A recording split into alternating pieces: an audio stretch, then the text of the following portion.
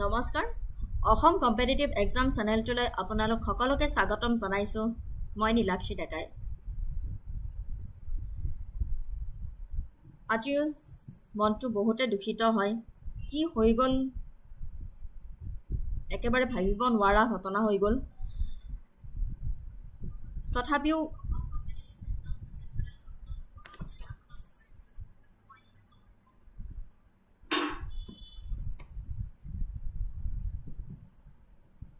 তথাপিও যেন দুখ মনেৰে আগুৱাব লাগিব আমি তাকে ভাবি ক্লাছটো লম বুলি আজি আহিলো সঁচাকৈ বহুতে দুখিত হৈ আছো ক'ব পৰা নাই কিমান দুখত আছো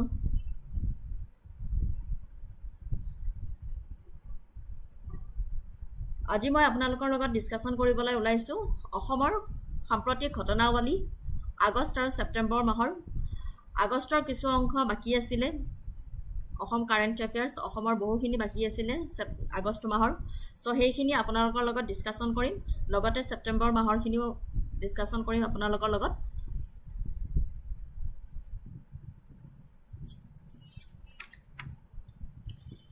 If you have any questions feel free to drop them in the comment section I'll be happy to help you make sure to hit that subscribe button and turn on notifications so you do not miss any future lessons. Let's get started.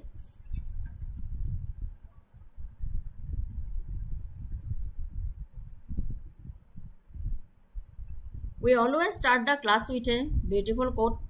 So today also I am going to start the class with a beautiful quote. Swami Vivekanandar eta khub sundor dhuniya udhyatire aji class to arambho koribole loisu.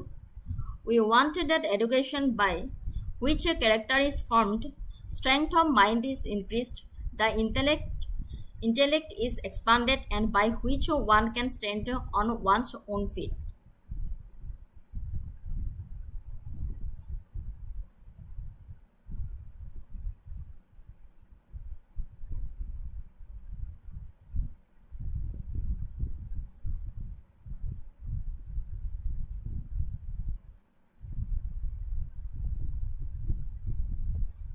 This philosophical statement emphasizes that true education should not just impart knowledge but also cultivate strong moral character, mental resilience, intellectual growth and self-reliance.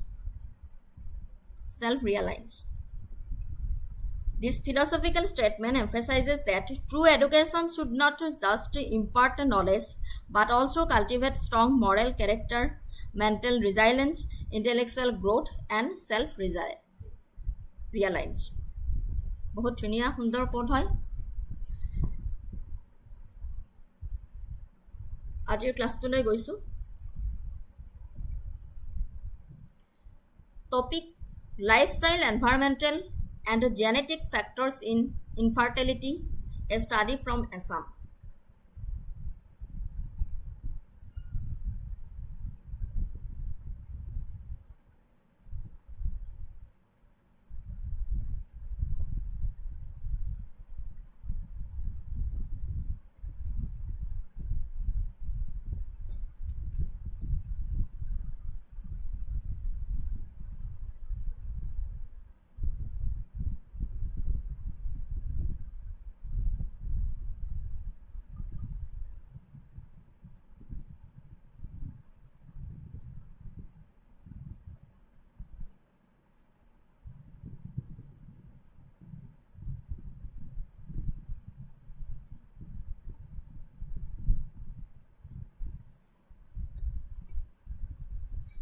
Introduction to infertility in Assam.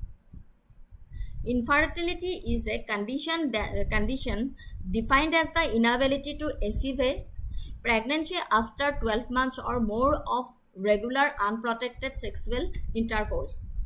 It can affect both men and women, and its causes are varied and complex. In Assam, like in many other parts of India, the issue of infertility is a significant concern for many couples.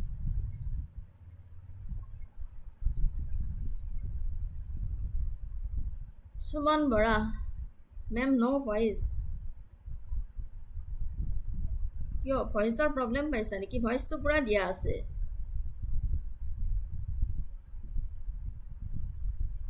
শুনি পাইছানে Can you hear me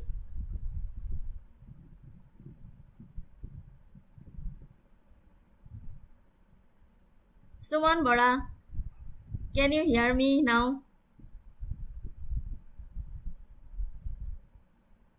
Okay ঠিক আছে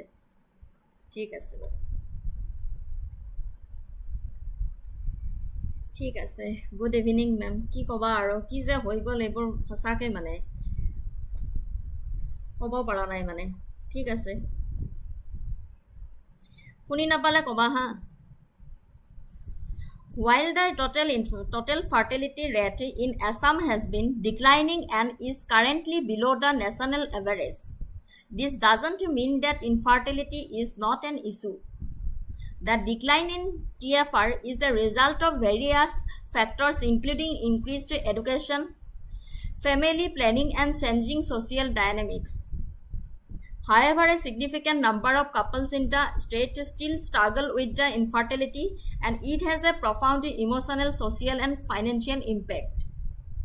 বন্ধ্যাত্বৰ জীৱনশৈলী পৰিৱেশ আৰু জিনীয় কাৰক অসমৰ এক অধ্যয়ন এই শিৰোনামে অসমৰ অঞ্চলটোৰ বন্ধ্যাত্বৰ কাৰণসমূহ বুজি পোৱাৰ ওপৰত গুৰুত্ব আৰোপ কৰা এক অধ্যয়নৰ ইংগিত দিছে জীৱনশৈলীৰ বাছনি পৰিৱেশৰ সংস্পৰ্শ আৰু জিনীয় প্ৰৱণতা আদি তিনিটা প্ৰধান শ্ৰেণীৰ কাৰক অনুসন্ধান কৰি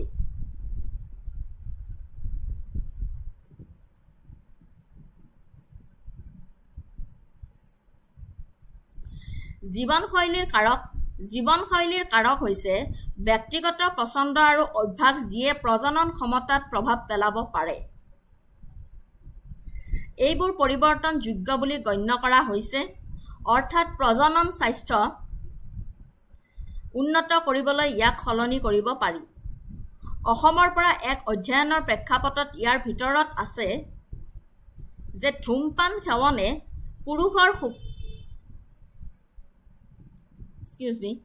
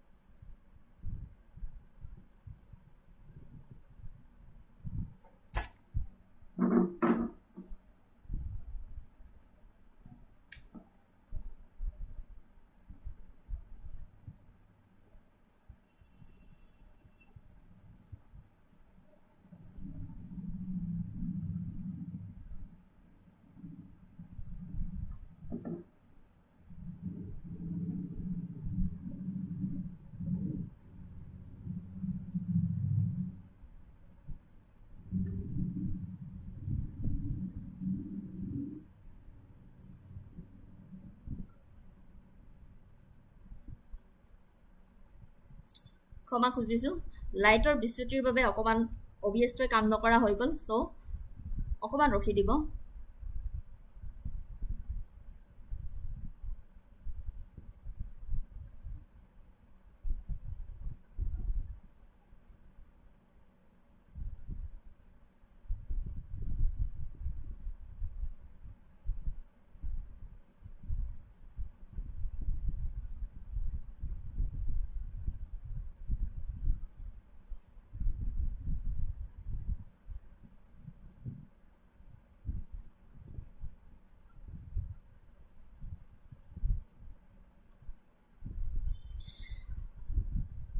আহিছো ধূমপান সেৱনে পুৰুষৰ শুক্ৰাণুৰ গুণাগুণ হ্ৰাস কৰাৰ লগতে মহিলাৰ কণীৰ গুণাগুণ আৰু হৰমনৰ মাত্ৰাত প্ৰভাৱ পেলাব পাৰে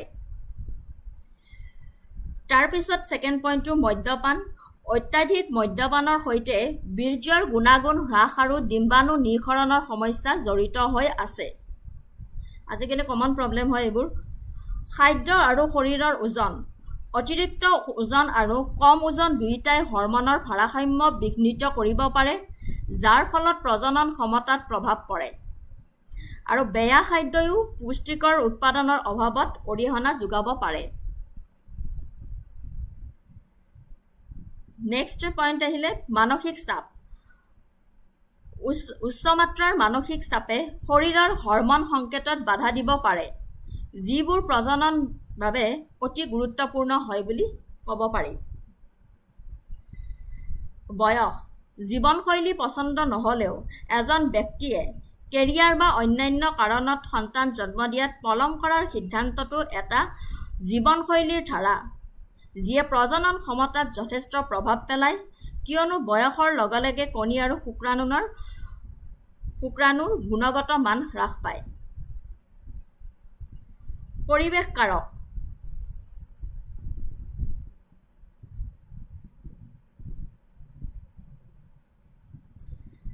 পৰিৱেশ কাৰকসমূহ ব্যক্তিৰ চৌপাশত বাহ্যিক সংস্পৰ্শৰ সৈতে জড়িত যিয়ে প্ৰজনন ক্ষমতাত নেতিবাচক প্ৰভাৱ পেলাব পাৰে অসমত কৰা এক অধ্যয়নত স্থানীয় পৰিৱেশে বন্ধ্যাত্বত কেনে অৰিহণা যোগায় সেই বিষয়ে চাব এই কাৰকসমূহৰ ভিতৰত প্ৰায়ে ক্ষতিকাৰক পদাৰ্থৰ সংস্পৰ্শলৈ অহাটো জড়িত হৈ থাকে যেনে বায়ু প্ৰদূষণ ৰাসায়নিক পদাৰ্থ আৰু কীটনাশক গধুৰ ধাতু আৰু জিনীয় কাৰক ক্ৰমজমৰ অস্বাভাৱিকতা একক জিনৰ মিউটেশ্যন Y ক্ৰমজনৰ মাইক্ৰ ডিলিশ্যন এতিয়া বায়ু প্ৰদূষণ যান বাহন আৰু উদ্যোগৰ পৰা ওলোৱা প্ৰদূষকে শৰীৰত অক্সিডেটিভ চাপৰ সৃষ্টি কৰি প্ৰজনন কোষৰ ক্ষতিসাধন কৰি শুক্ৰাণুৰ গুণগত প্ৰভাৱ পেলাব পাৰে যান বাহন আৰু উদ্যোগৰ পৰা ওলোৱা প্ৰদূষকে শৰীৰত অক্সিডেটিভ চাপৰ সৃষ্টি কৰি প্ৰজনন কোষৰ ক্ষতিসাধন কৰি শুক্ৰাণুৰ গুণগত প্ৰভাৱ পেলাব পাৰে ৰাসায়নিক পদাৰ্থ আৰু কীটনাশক প্লাষ্টিক আৰু ঔদ্যোগিক আৱৰ্জনাত পোৱা অন্তঃস্ৰাৱী বিঘ্নিতকাৰী ৰাসায়নিক পদাৰ্থৰ সংস্পৰ্শলৈ আহিলে হৰমনৰ কাৰ্যত বাধাৰ সৃষ্টি হ'ব পাৰে আৰু প্ৰজনন তন্ত্ৰত ব্যাঘাত জন্মিব পাৰে বুলি কয় গধুৰ ধাতু প্ৰদূষিত পানী বা মাটিত পোৱা সি আৰু পাৰাৰ দৰে ধাতু প্ৰজনন তন্ত্ৰৰ বাবে বিষাক্ত আৰু ই পুৰুষ আৰু মহিলা উভয়ৰে উৰ্বৰতা ক্ষতিগ্ৰস্ত কৰিব পাৰে জিনীয় কাৰক হৈছে বংশগত অৱস্থা যিয়ে বন্ধ্যাত্বৰ সৃষ্টি কৰিব পাৰে এইবোৰ পৰিৱৰ্তন কৰিব নোৱাৰা কিয়নো এইবোৰ এজন ব্যক্তিৰ ডিএনএৰ অংশ এটা অধ্যয়নে সম্ভৱতঃ অসমৰ জনসংখ্যাৰ মাজত নিৰ্দিষ্ট জিনীয় অৱস্থাৰ প্ৰাদুৰ্ভাৱৰ অনুসন্ধান কৰিব যেনে ক্ৰমজমৰ অস্বাভাৱিকতা ক্লাইনফেল্টাৰ চিনড্ৰম আৰু টাৰ্নাৰ চিনড্ৰম আদি অৱস্থা বন্ধ্যাত্বৰ প্ৰধান কাৰণ বুলি ক'ব পাৰি একক জিনৰ মিউটেশ্যন সিষ্টিক ফাইব্ৰছিছৰ সৈতে জড়িত নিৰ্দিষ্ট জিনত হোৱা মিউটেশ্যনে ফেজ ডিফাৰেন্সৰ অনুপস্থিতিৰ দৰে অৱস্থাৰ সৃষ্টি কৰিব পাৰে যাৰ ফলত পুৰুষৰ বন্ধ্যাত্ব হ'ব পাৰে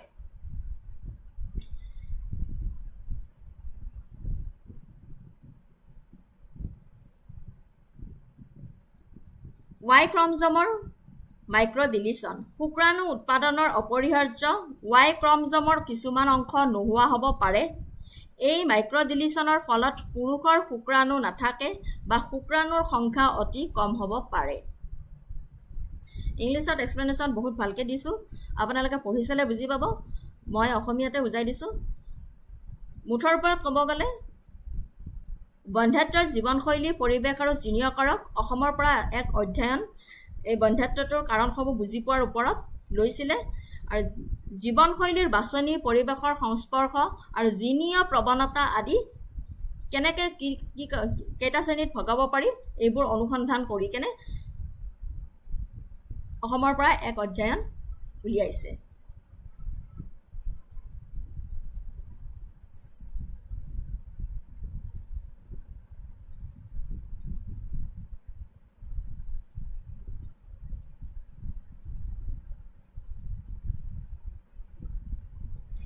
কুৱেশ্যন MCQ এটা আনিছিলোঁ ইয়াৰ ওপৰত regarding infertility treatment, which of the following statement is oblique are correct?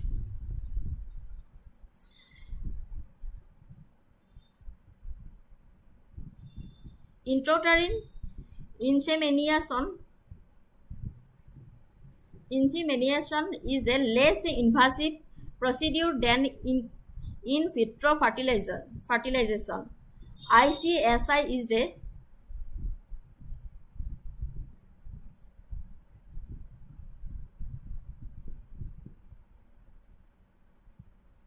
Deepika Bhatta মোৰ সিস্টাৰ আপোনাৰ ক্লাছ বৰ খুব ভাল পাইছিল ন দীপিকা এইকেইদিন প্ৰেজেণ্ট নাই নেকি তাইক দেখি পোৱা নাই হয় ICSI is a procedure where sperm are injected directly into an egg. Cryopreservation is the process of freezing and storing eggs and sperm or embryos.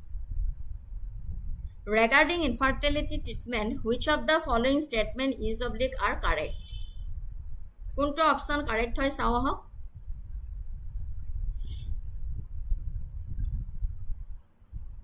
Option A 1, 2 and 3 are correct. All three statements accurately describe the common infertility treatments. IUI is less invasive than IVF. ICSI is a form of fertilizing in which a single sperm is injected into an egg. And cryopreservation is the freezing and storing of reproductive cells and embryos.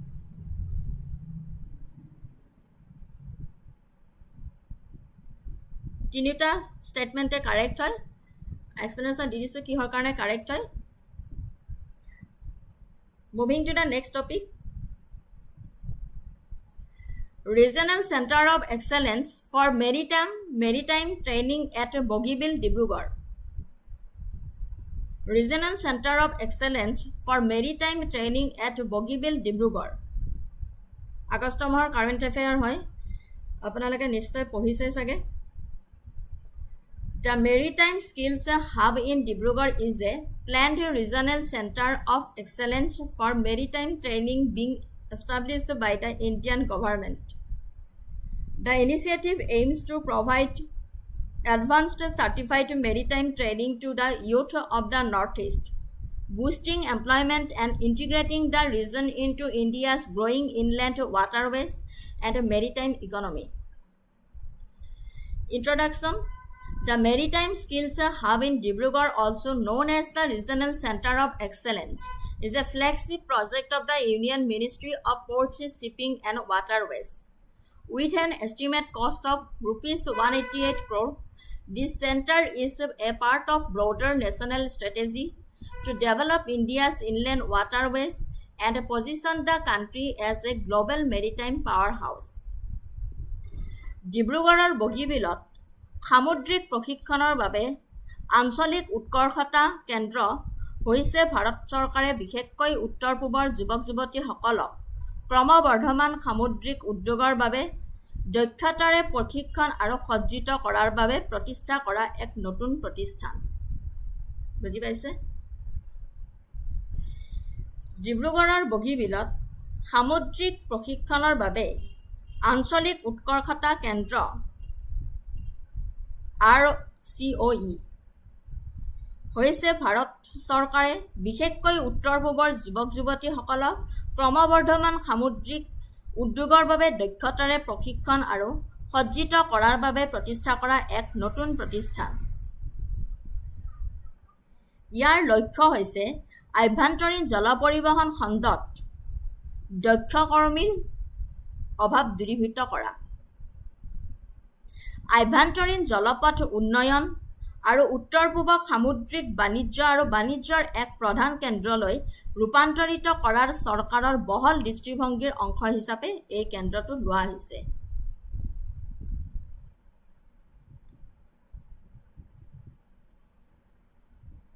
বুজি পাইছে আভ্যন্তৰীণ জলপথ উন্নয়ন আৰু উত্তৰ পূবক সামুদ্ৰিক বাণিজ্য আৰু বাণিজ্যৰ এক প্ৰধান কেন্দ্ৰলৈ ৰূপান্তৰিত কৰাৰ চৰকাৰৰ বহল দৃষ্টিভংগীৰ অংশ হিচাপে এই কেন্দ্ৰটো লোৱা হৈছে ইয়াৰে অবজেক্টিভছ হ'ল skill development, employment generation, human capital investment, strategic significance, maritime vision. মূল বৈশিষ্ট্য আৰু লক্ষ্য হৈছে ₹188 কোটি বিনিয়োগৰে বগীবিলত RCOE নিৰ্মাণ কৰা হৈছে আৰু 19 মাহৰ ভিতৰত সম্পূৰ্ণ হোৱাৰ সম্ভাৱনা আছে। ইয়াত কেইবাটাও ক্ষেত্ৰত উন্নত প্ৰমাণিত প্ৰশিক্ষণ প্ৰদান কৰা হ'ব, য'ত আছে smart navigation system, marine engineering, logistic আৰু IT, আভ্যন্তৰীণ জলপথৰ কাৰ্যকলাপ আৰু সামুদ্ৰিক সুৰক্ষা।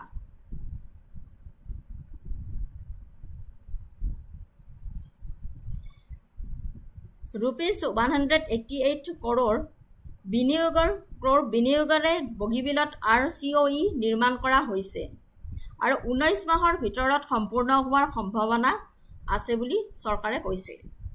আৰু ইয়াৰ ভিতৰত কেইবাটাও ক্ষেত্ৰত উন্নত প্ৰমাণিত প্ৰশিক্ষণ প্ৰদান কৰা হ'ব, য'ত আছে smart navigation system, marine engineering, logistic and IT, আভ্যন্তৰীণ জলপথৰ কাৰ্যকলাপ আৰু সামুদ্ৰিক সুৰক্ষা।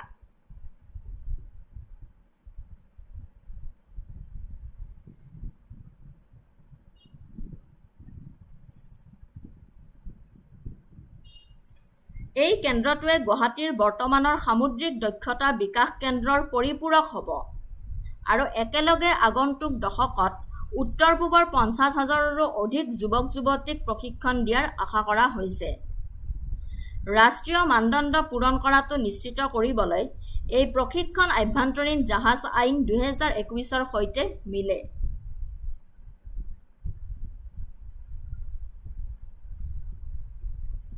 ৰাষ্ট্ৰীয় মানদণ্ড পূৰণ কৰাটো নিশ্চিতকৰণ কৰিবলৈ এই প্ৰশিক্ষণ আভ্যন্তৰীণ জাহাজ আইন 2021ৰ সৈতে মিলিছে। Significance for the Northeast: Economic integration, youth empowerment, revitalizing inland waterways. তাৎপৰ্য: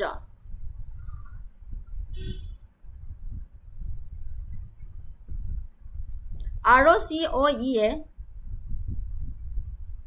বিশেষ দক্ষতা লাভ আৰু দ্ৰুতগতিত সম্প্ৰসাৰিত খণ্ডত চাকৰি নিশ্চিত কৰাৰ এক ডাঙৰ সুযোগ প্ৰতিনিধিত্ব কৰিছে।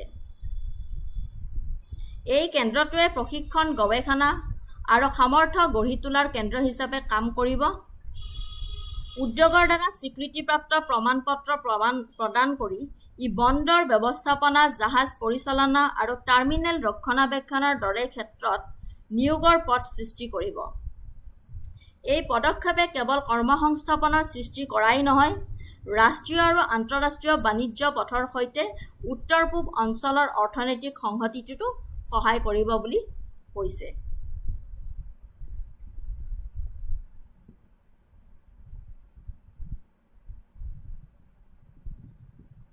বুজিব পাৰিছে?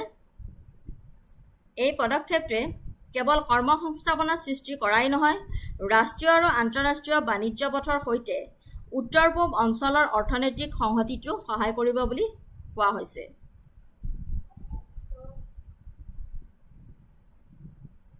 মুঠৰ ওপৰত ভাৰত চৰকাৰে বিশেষকৈ উত্তৰ পূবৰ যুৱক-যুৱতীসকলক ক্ৰমবৰ্ধমান সামুদ্ৰিক উদ্যোগৰ বাবে দক্ষতাৰ প্ৰশিক্ষণ আৰু সজ্জিত কৰাৰ বাবে প্ৰতিষ্ঠা কৰা এক নতুন প্ৰতিষ্ঠান।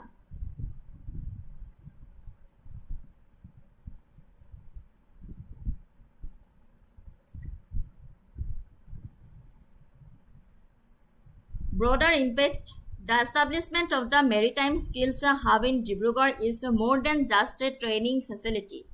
It's a catalyst for significant socio-economic transformation across the Northeast region.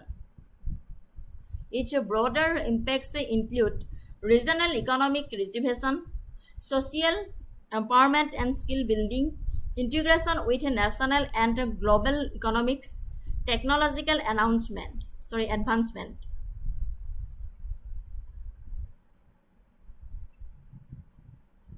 Conclusion: The Maritime Skills Hub in Dibrugarh represents a strategic and forward-thinking investment in India's future. It is a vital component of the Maritime Amritkal Vision 2047, which aims to elevate India to a leading position in the global maritime sector. By focusing on human capital development in the Northeast, the project addresses regional disparities while simultaneously building a robust, skilled workforce for the nation's growing maritime needs. The hub's success hinges on its ability to effectively train local youth and ensure their meaningful employment within the evolving maritime landscape. If executed as planned, this initiative will not only unlock the economic potential of the Northeast but also strengthen India's overall logistics infrastructure, reinforce its Act East policy, and cement its role as a key player in global trade and commerce. ঠিক আছে?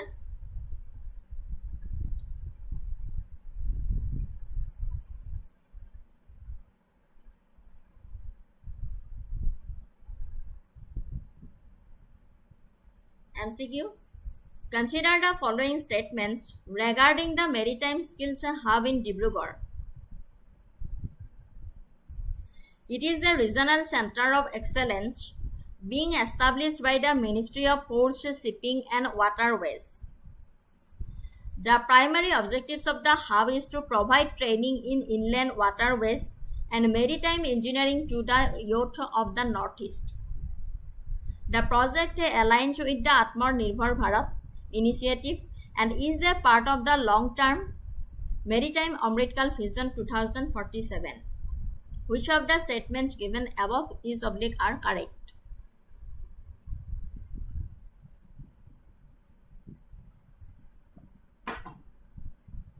It is a regional center of excellence being established by the Ministry of Ports, Shipping and Waterways. The primary objectives of the hub is to provide training in inland waterways and maritime engineering to the youth of the Northeast. The project aligns with the Atmanirbhar Bharat initiative and is a part of the long-term Maritime Amritkal Vision 2047. কোনটো শুদ্ধ হয়? Option D is the correct answer. Option D is the correct answer. 1, 2 and 3. All three statements are correct. The Maritime Skills Hub is a regional center of excellence under the Ministry of Ports, Shipping and Waterways. Its core objective is to provide high-quality training in maritime skills, including inland waterways and marine engineering to the youth of the Northeast. This initiative is a key part of the Maritime Amritkal Vision 2047 and aligns with the Atmanirbhar Bharat mission by fostering a skilled, self-reliant workforce. Option D, all three statements are correct.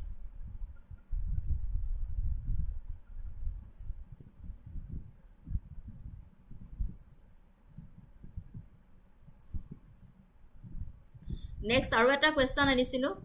Consider the following statements regarding the strategic significance of the Maritime Skills Hub in Dibrugarh for the Northeast region. It aims to strengthen India's Act East policy by leveraging the Brahmaputra River as a critical waterway. The hub is expected to generate over 50,000 jobs in the maritime sector for the region's youth. It will only focus on training for riverine transport and not on coastal or international shipping. Which of the statements given above is are correct? Consider the following statements regarding the strategic significance of the Maritime Skills Hub in Dibrugarh for the Northeast region. So, column number শুদ্ধ উত্তৰটি চাওঁ আহক. Option A, 1 and 2 only correct. Option A correct হয়. Statement 1 and 2 are correct.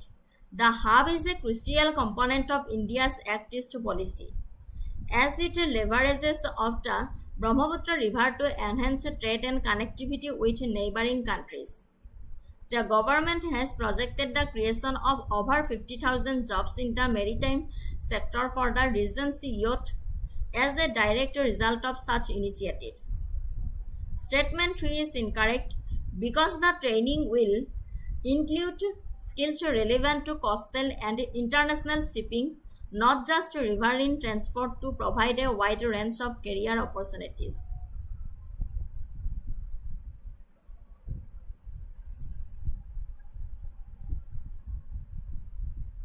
Moving to the next topic. Assam Coaching Institute Control and Regulation Bill 2025. Assam Coaching Institute Control and Regulation Bill 2025. The Assam government passed the Assam Coaching Institute Control and Regulation Act 2025 to regulate private coaching centers and ensure better academic support and student welfare. This legislation aims to bring transparency and accountability to an industry that has largely operated without oversight. K. Provision of the Act, mandatory registration, student and age restrictions, tutor qualifications, infrastructure and safety.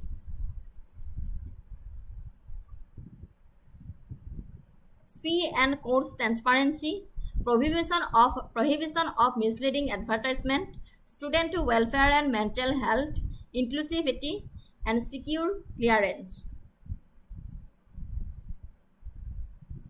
Assam Coaching Institute নিয়ন্ত্ৰণ আৰু নিয়ন্ত্ৰণ বিধেয়ক 2025 ৰাজ্যৰ ব্যক্তিগত coaching centre নিয়ন্ত্ৰণৰ লক্ষ্যৰে এক উল্লেখযোগ্য আইন অসম চৰকাৰৰ।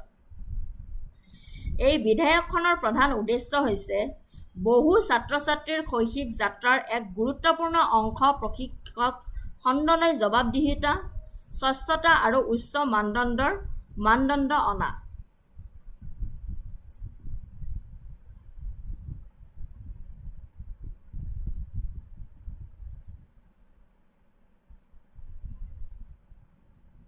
বুজিব পাৰিছে?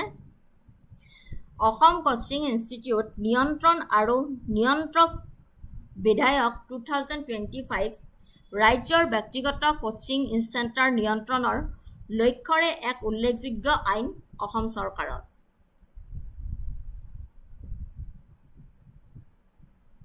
বিধেয়কখনৰ প্ৰধান উদ্দেশ্য হৈছে ছাত্ৰ-ছাত্ৰীৰ শৈক্ষিক যাত্ৰাৰ এক গুৰুত্বপূৰ্ণ অংশ প্ৰশিক্ষক খণ্ডলৈ জবাবদিহিতা, স্বচ্ছতা আৰু উচ্চ মানদণ্ড অনাটো। এই বিলখনৰ অৰ্থ আপোনাৰ বাবে কি? বাধ্যতামূলক পঞ্জীয়ন। নতুন পুৰণি সকলো কোচিং প্ৰতিষ্ঠানে জিলা উপায়ুক্তৰ ওচৰত পঞ্জীয়ন কৰিব লাগিব।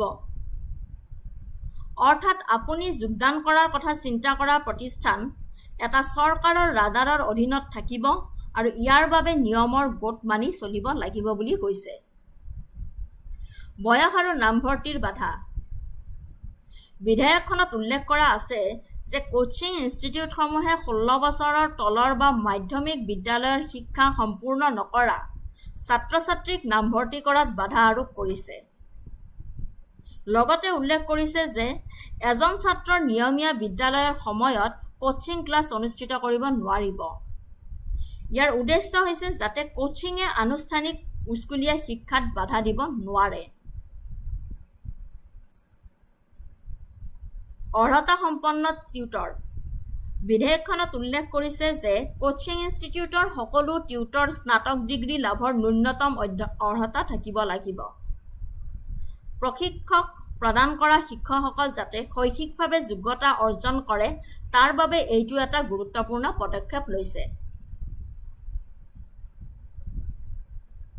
বুজিব পাৰিছে? কোনো বিভ্ৰান্তকৰ প্ৰতিশ্ৰুতি।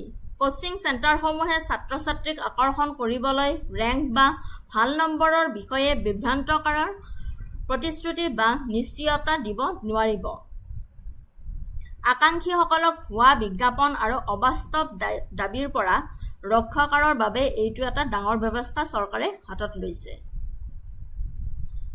আন্তঃগাঁথনি আৰু সুবিধা। বিধায়কখনে কোচিং চেণ্টাৰৰ ভৌতিক আন্তঃগাঁথনিৰ বাবে এক নিৰ্দিষ্ট মানদণ্ডও নিৰ্ধাৰণ কৰি দিছে। প্ৰতিজন ছাত্ৰৰ বাবে ন্যূনতম 1 বৰ্গমিটাৰ ঠাই দিব লাগিব আৰু নিৰাপদ খোৱা পানী, পুৰুষ আৰু মহিলাৰ বাবে পৃথক শৌচাগাৰ, চিচিটিভি কেমেৰা আদি সুবিধাসমূহ বাধ্যতামূলক কৰি দিছে। মাচুল আৰু ধন ঘূৰাই দিয়া নীতি। প্ৰতিষ্ঠানসমূহে নিজৰ মাচুলৰ গাঁথনিৰ বিষয়ে স্বচ্ছ হ'ব লাগিব। তেওঁলোকৰ এটা স্পষ্ট আৰু ন্যায্য ধন ঘূৰাই দিয়াৰ নীতিও থাকিব লাগিব। ছাত্ৰ-ছাত্ৰী আৰু অভিভাৱকসকলক আৰ্থিক শোষণৰ পৰা ৰক্ষা কৰিবলৈ এইটো এটা গুৰুত্বপূৰ্ণ ব্যৱস্থা চৰকাৰে হাতত লৈছে। মানসিক স্বাস্থ্যৰ সহায়। ছাত্ৰ-ছাত্ৰীসকলে সন্মুখীন হোৱা অপৰিসীম হেঁচাক বিধায়কখনে স্বীকৃতি দিছে। ইয়াত প্ৰশিক্ষক প্ৰতিষ্ঠানসমূহে ছাত্ৰ-ছাত্ৰীৰ মানসিক স্বাস্থ্যৰ ওপৰত সময়ে সময়ে কৰ্মশালা অনুষ্ঠিত কৰাৰ লগতে পৰামৰ্শদাতা সেৱা প্ৰদান কৰিবলৈ নিৰ্দেশ দিছে। উলংঘাৰ শাস্তি। আইনখনৰ বিধান উলংঘা কৰা প্ৰশিক্ষক প্ৰতিষ্ঠানৰ বাবে শাস্তি এই আইনত অন্তৰ্ভুক্ত কৰা হৈছে।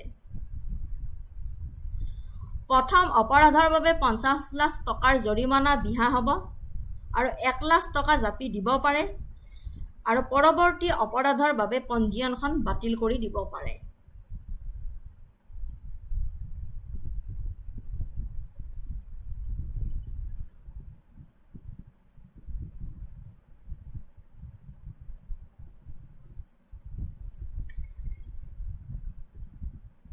In case of violations, the government can suspend or cancel the registration of the coaching institute. For a first offense, a penalty of 1 lakh may be imposed, with registration cancellation as a possible consequence for subsequent offenses. The new legislation is intended to protect students and parents from exploitation and to ensure a fair and ethical educational environment. প্ৰথম অপৰাধৰ বাবে 50 লাখ টকাৰ জৰিমনা বিহা হ'ব আৰু 1 লাখ টকাও হ'ব পাৰে আৰু পৰৱৰ্তী অপৰাধৰ বাবে পঞ্জীয়ন বাতিল কৰি দিব পাৰে। মূলতঃ ক'ব গ'লে এই বিধেয়কখন প্ৰশিক্ষক উদ্যোগত অধিক নিৰ্ভৰযোগ্য আৰু ছাত্ৰকেন্দ্ৰিক পৰিৱেশ সৃষ্টি কৰিবলৈ উলিয়াইছে। ইয়াৰ লক্ষ্য হৈছে আপোনাক প্ৰবঞ্চনাৰ পৰা ৰক্ষা কৰা, আপোনাক উন্নত সুবিধা প্ৰদান কৰা আৰু পৰীক্ষাৰ বাবে প্ৰস্তুতি চলোৱাৰ সময়ত আপোনাৰ মংগলৰ প্ৰতি লক্ষ্য ৰখাটো নিশ্চিতকৰণ কৰা। বুজিব পাৰিছে? বিধেয়কখনৰ মূল কাৰণটো হৈছে, বিধেয়কখন যে উত্থাপন কৰিছে সেই তাৰে মূল কাৰণটো হৈছে প্ৰশিক্ষক উদ্যোগত অধিক নিৰ্ভৰযোগ্য আৰু ছাত্ৰকেন্দ্ৰিক পৰিৱেশ সৃষ্টি কৰিবলৈ উলিওৱা হৈছে। ইয়াৰ লক্ষ্য হৈছে আপোনাক প্ৰবঞ্চনাৰ পৰা ৰক্ষা কৰা, আপোনাক উন্নত সুবিধা প্ৰদান কৰা আৰু পৰীক্ষাৰ বাবে প্ৰস্তুতি চলোৱাৰ সময়ত আপোনাৰ মংগলৰ প্ৰতি লক্ষ্য ৰখাটো নিশ্চিতকৰণ কৰা। ঠিক আছে?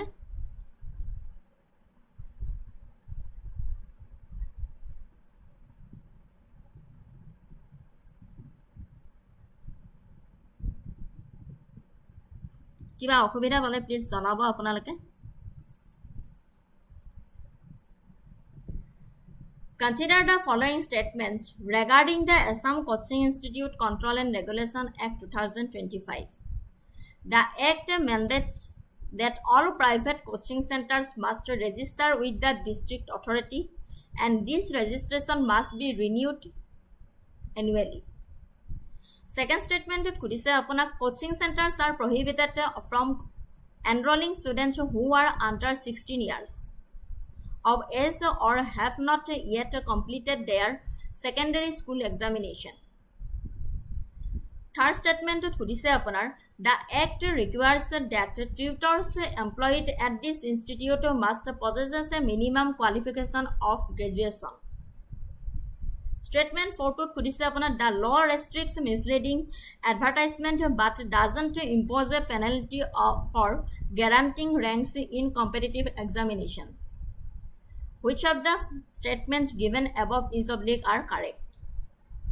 Consider the following statements regarding the Assam Coaching Institute Control and Regulation Act 2025. 1, 2, 3, 4 statementor kuntu shuddha hoy.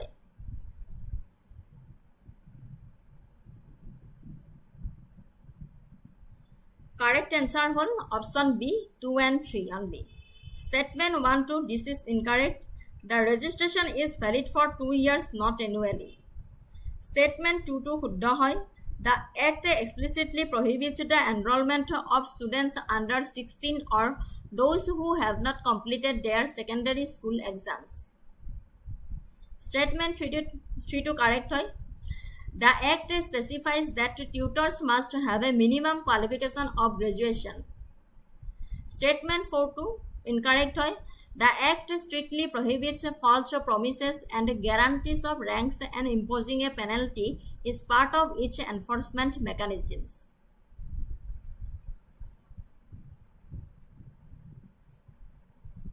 Moving to the next topic. Topic Bagurumba Dihau. A mega Bagurumba performance in Guwahati with around 11,000 artists. Bagurumba Dihau. A mega Bagurumba performance in Guwahati with around 11,000 artists. Guwahati is said to host a major cultural event, a mega Bagurumba performance, which will showcase the traditional Bodo folk dance on a grand scale. This event follows the successful record-setting Bihu and Sumer performances that were also held in the city. Objective: the primary goal is to take Bagurumba dance and cultural heritage of the Bodo community to a global stage. The event is a part of the Assam government's initiative to promote the state's diverse cultural tradition. Main objective to asile eikhini. Scale and participants monot rakhibo hudi diba examot. The performance is expected to feature over 10,000 performers from 26 districts of Assam. A specific breakdown mentions around 10,000 female dancers and 1,000 male instrumentalists. Venue and date. This event is scheduled to take place in November at the Soru Sajai Stadium in Guwahati.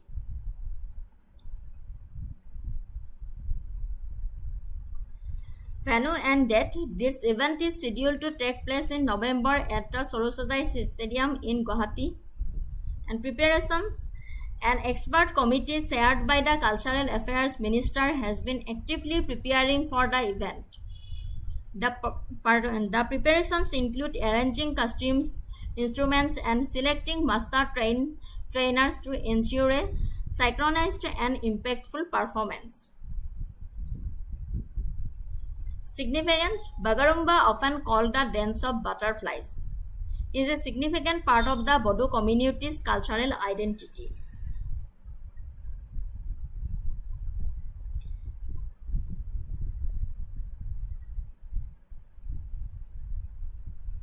Bagurumba Dihau ভাৰতৰ অসমৰ পৰা অহা বড়ো সম্প্ৰদায়ৰ পৰম্পৰাগত বাগৰুম্বা লোকনৃত্যৰ মেঘা পৰিৱেশন। এই অনুষ্ঠানত বিপুল সংখ্যক প্ৰায় 11,000 শিল্পীয়ে অংশগ্ৰহণ কৰিব আৰু নৃত্যক বিশ্বৰ মঞ্চত প্ৰদৰ্শন কৰাৰ লক্ষ্যৰে। বাগৰুম্বা কি হয় আমি সকলোৱে জানো, পঢ়িছো। বাগৰুম্বা হৈছে অসমৰ বৃহত্তম জনজাতীয় সম্প্ৰদায়ৰ খিলঞ্জীয়া বড়ো লোকৰ পৰম্পৰাগত লোকনৃত্য। তাৎপৰ্য: ইয়াৰ প্ৰায়ে পখিলাৰ নৃত্য বুলি কোৱা হয় কাৰণ নৃত্যশিল্পীসকলৰ গতিবিধিয়ে পখিলাৰ ৰূপৱতী উৰুৱাই দিয়াৰ অনুকৰণ কৰে, সেইকাৰণে পখিলাৰ নৃত্য বুলি কোৱা হয়। সংস্কৃতি আৰু প্ৰকৃতি: বড়ো লোকসকলৰ প্ৰকৃতিৰ সৈতে থকা সম্পৰ্কৰ মাজত গভীৰভাৱে শিপাই থকা এই নৃত্যটো জীৱন, সুখ আৰু একেলগে থকাৰ উদযাপন। বুজি নাপালে প্লিজ সুধিব।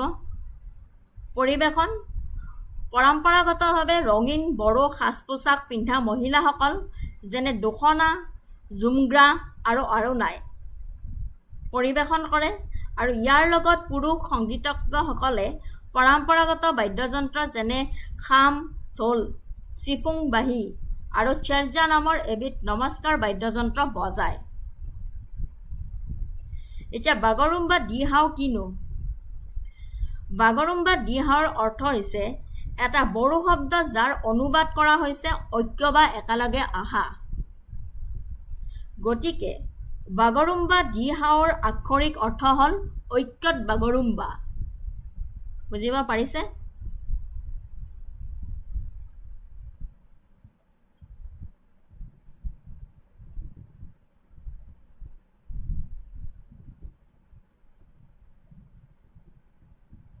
বাগৰুম্বা দিহাওৰ অৰ্থ হ'ল ঐক্য বা একেলগে আহা। এটা বড়ো শব্দ যাৰ অনুবাদ কৰা হৈছে ঐক্য বা একেলগে আহা। বাগৰুম্বা দিহাওৰ আক্ষৰিক অৰ্থ হ'ল ঐক্যত বাগৰুম্বা।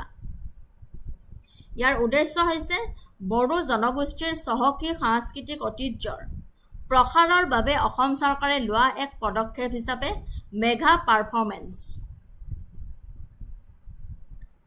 অসমৰ বিভিন্ন জিলাৰ সহস্ৰাধিক কলা কুশলী, নৃত্যশিল্পী আৰু বাদ্যযন্ত্ৰ বাদক উভয়কে ধৰি অংশগ্ৰহণ কৰা এই অনুষ্ঠানটো এক বৃহৎ বুলি কৈছে। প্ৰেৰণা: অসমৰ অন্যান্য বৃহৎ পৰিসৰৰ অনুষ্ঠানৰ সফলতাৰ পিছত যেনে অভিলেখ ভংগকাৰী বিহু আৰু ঝুমৰ নৃত্য প্ৰদৰ্শন, যাৰ লক্ষ্য আছিল ৰাজ্যৰ সাংস্কৃতিক পৰম্পৰাক বহল বিশ্বব্যাপী দৰ্শকৰ মাজলৈ নিয়া। বুজিছেনে? বাগৰুম্বা দিহাও যে অনুষ্ঠানটো পাতিব সেইটোৰ কাৰণ হৈছে যে অন্যান্য বৃহৎ পৰিসৰ অনুষ্ঠানৰ সফলতাৰ পিছত যেনে অভিলেখ ভংগকাৰী বিহু হৈ গৈছিলে আমাৰ সৰুসজাই ষ্টেডিয়ামত আৰু ঝুমৰ নৃত্য প্ৰদৰ্শন, যাৰ লক্ষ্য আছিল সাংস্কৃতিক পৰম্পৰাক বহল বিশ্বব্যাপী দৰ্শকৰ মাজলৈ নিয়া। এই বাগৰুম্বা দিহাওৰো লক্ষ্য হৈছে সাংস্কৃতিক পৰম্পৰাক বহল আৰু বিশ্বব্যাপী দৰ্শকৰ মাজলৈ নিয়া।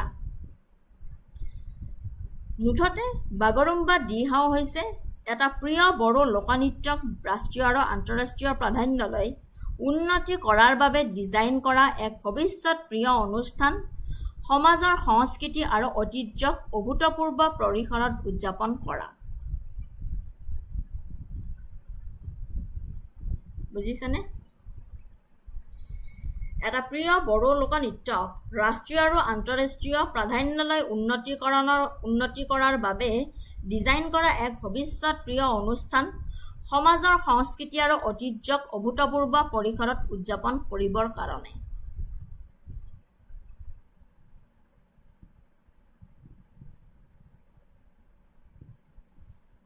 MCQ: Consider the following statements about the upcoming Mega Bagurumba performance in Guwahati. The event aims to promote the Bagurumba dance and Bodo culture on a global stage. The performance is scheduled to feature over 10,000 performers. It is a government-led initiative under the supervision of the Cultural Affairs Minister. The event is a part of Boisagu festival celebrated during the monsoon season. Which of the statements given above is oblique are correct? Consider the following statements about the upcoming Mega Bagurumba performance in Guwahati. এই চাৰিটা ষ্টেটমেণ্টৰ কোনটো শুদ্ধ উত্তৰ হয় ক'ব লাগে।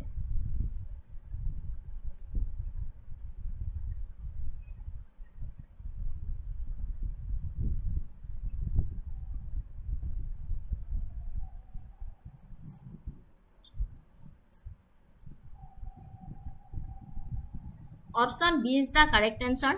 1, 2 and 3 only.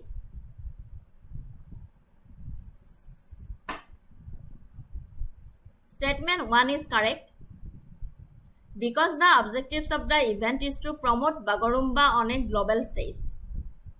Statement 2 is correct as the performance is expected to feature over 10,000 performers. Statement 3 is correct as the event is a government-led initiative with an expert committee chaired by the Cultural Affairs Minister. Statement 4 is incorrect because while Bagurumba is traditionally performed during the Boisago festival, the mega event itself is a separate special performance scheduled for November, not a part of the festival which marks the arrival of spring. So, statement 4 to incorrect hoy, statement 1, 2, 3 to correct hoy. ঠিক আছে? Moving to the next topic.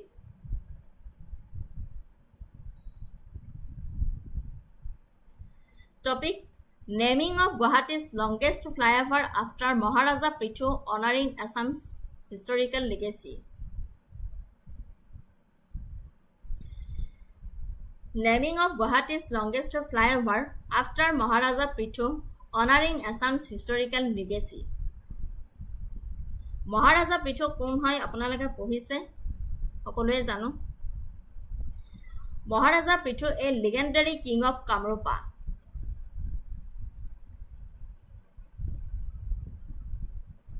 Maharaja Prithu আছিল বৰ্তমানৰ অসম আৰু উত্তৰ পূৰ্বাঞ্চলৰ এক বৃহৎ অংশ সামৰি লোৱা কামৰূপ ৰাজ্যৰ এজন শক্তিশালী ৰজা 1206 খ্ৰীষ্টাব্দত আক্ৰমণকাৰী তুৰ্কী সেনাপতি বখতিয়াৰ খিলাজীৰ বিৰুদ্ধে নিৰ্ণায়ক বিজয়ৰ বাবে স্থানীয় ইতিহাসত তেওঁক উদযাপন কৰা হৈছিল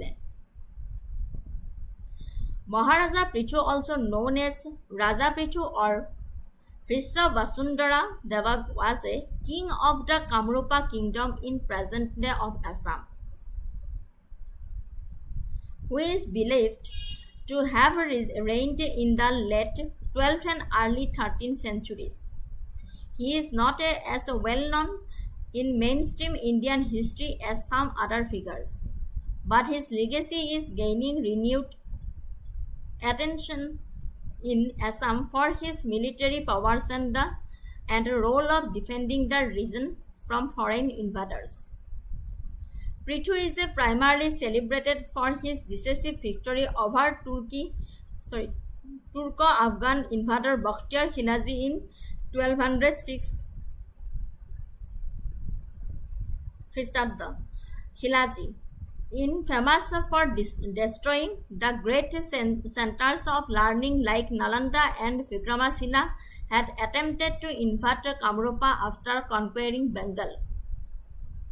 According to historical accounts and local inscriptions, Prithu, with the support of a coalition of local communities, employed a scorched earth strategy and guerrilla tactics to trap and annihilate Khilji's army, effectively ending his expansionist campaigns in the region.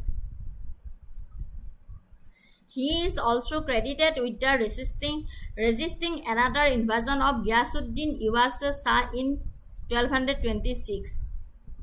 His reign is remembered as a period of strong resistance against external threats.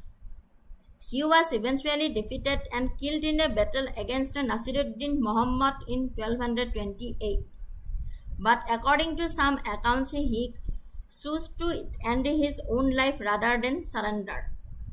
Assam history পঢ়িছে যদি সকলোৱে গম পাইছে মহাৰাজা পৃথু কোন আছিলে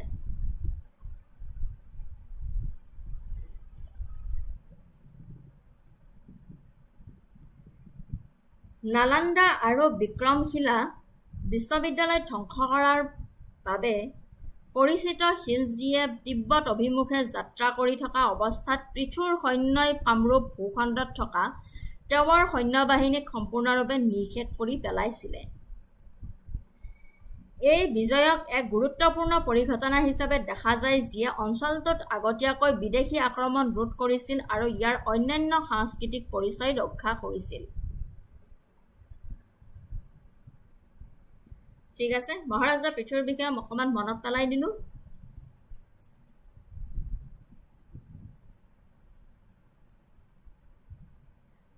কামৰূপ ৰাজ্যৰ ত্ৰয়োদশ শতিকাৰ শাসক মহাৰাজা পৃথুৰ ঐতিহাসিক উত্তৰাধিকাৰীক সন্মান জনাই অসমৰ গুৱাহাটীস্থিত দীঘলী পুখুৰী নুনমাটি উৰণীয়া সেতুখনক মহাৰাজা পৃথু উৰণীয়া সেতু নামেৰে নামাকৰণ কৰা হৈছে। এই সিদ্ধান্তৰ লক্ষ্য হৈছে যে ৰাজ্যৰ সাংস্কৃতিক ঐতিহ্য সংৰক্ষণ আৰু বিদেশী আক্ৰমণকাৰীৰ বিৰুদ্ধে তেওঁৰ সাহস আৰু অৱজ্ঞাক স্বীকৃতি দি নৱপ্ৰজন্মক অনুপ্ৰাণিত কৰা।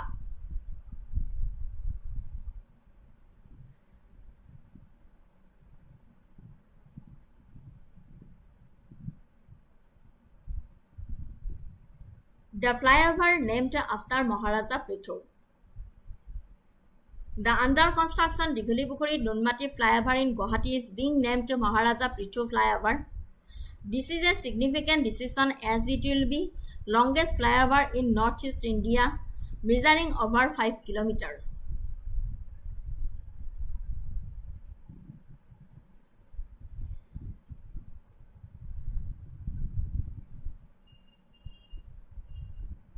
কিন্তু এই নামটো মহাৰাজা পৃথুৰ নামেৰে কিয় উল্লেখ কৰিলে ফ্লাইঅভাৰৰ নামটো? মহাৰাজা পৃথুৰ নামেৰে উৰণীয়া সেতুখনৰ নামাকৰণ কৰাটো এক বহল প্ৰচেষ্টাৰ অংশ বুলি কোৱা হয়। অসমীয়া বীৰক স্বীকাৰ কৰক। ই অঞ্চলটোৰ মধ্যযুগীয় অতীতৰ পাহৰি যোৱা নায়কক মূল খুঁটিৰ আখ্যানলৈ আনিছে, যেনে লাচিত বৰফুকনৰ দৰে আন বিখ্যাত ব্যক্তিৰ দৰে। ছেকেণ্ডত ঐতিহাসিক গৌৰৱৰ প্ৰসাৰ। এই পদক্ষেপে অসমৰ ৰাইজৰ মাজত নিজৰ ভূমি আৰু সংস্কৃতি ৰক্ষাৰ ক্ষেত্ৰত তেওঁলোকৰ ঐতিহাসিক ভূমিকাক উজ্জ্বল কৰি তুলিব। ভৱিষ্যত প্ৰজন্মক শিক্ষা দিয়া। ই ৰাষ্ট্ৰৰ স্থিতিস্থাপকতাৰ প্ৰতীকী সোঁৱৰণি হিচাপে কাম কৰে আৰু যুৱক যুৱতীসকলৰ বাবে নিজৰ ঐতিহ্যৰ বিষয়ে জানিবলৈ প্ৰেৰণাৰ উৎস হিচাপে কাম কৰে। চৰকাৰে অসমৰ উত্তৰাধিকাৰ ৰক্ষা কৰাটো পবিত্ৰ কৰ্তব্য বুলি গণ্য কৰা হৈছে। নামকৰণটো কিয় উল্লেখযোগ্য? অসমীয়া বীৰক স্বীকাৰ কৰক, ঐতিহাসিক গৌৰৱৰ প্ৰসাৰ, ভৱিষ্যত প্ৰজন্মক শিক্ষা দিয়া। এই তিনিটা কাৰণৰ বাবে মহাৰাজা পৃথুৰ নামেৰে ফ্লাইঅভাৰখনৰ নামটো নামাকৰণ কৰা হৈছে।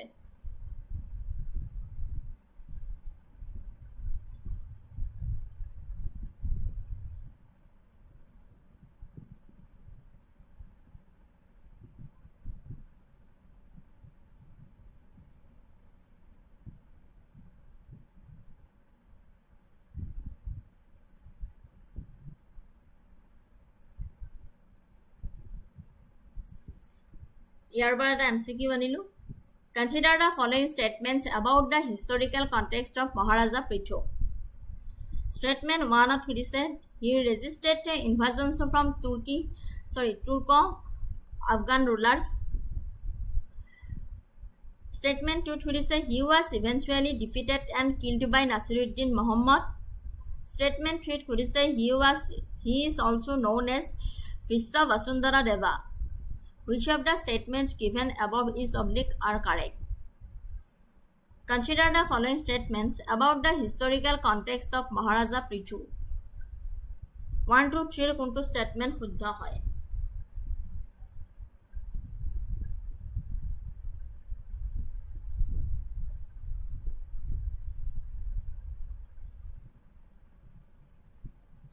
Correct answer to হৈছে option C, 1, 2 and 3.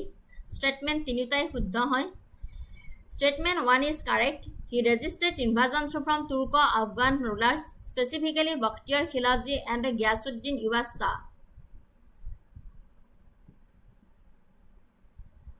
Statement 2 is correct. Historical accounts state he was eventually defeated and killed by Nasiruddin Muhammad. Statement 3 to correct হয়। He is also referred to as Vishwa Vasundhara Deva in some historical text. Next, আৰু এটা question আনিছিলো। Consider the following statements about the flyover named after Maharaja Prithu. It is the longest flyover in northeast India. It is being constructed in 2 phases. It will connect Dighulipukhuri area to Nunmati in Guwahati. Which of the statements given above is oblique are correct? Statement 1, 2 and 3 কোনটো শুদ্ধ হয় হেতু ক'ব লাগে Consider the following statements about the flyover named after Maharaja Prithu.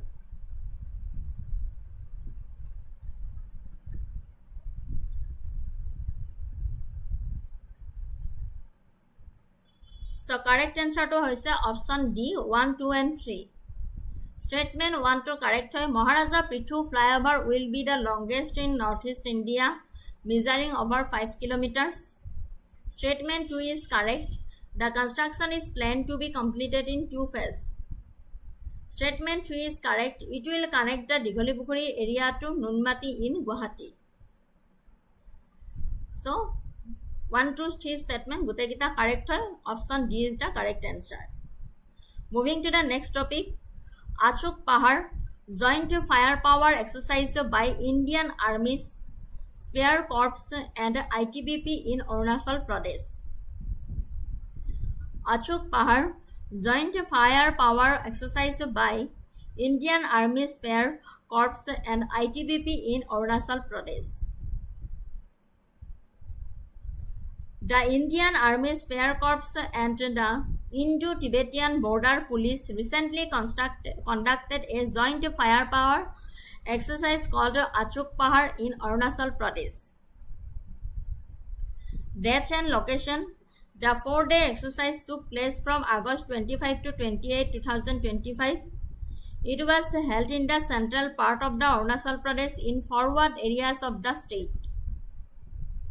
Objective and scope.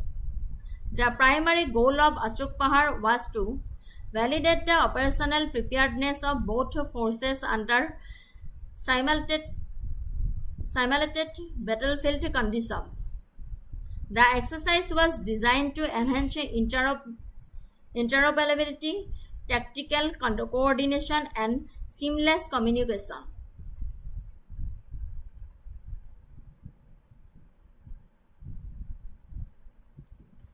Key activities, significance. Explain kori disu.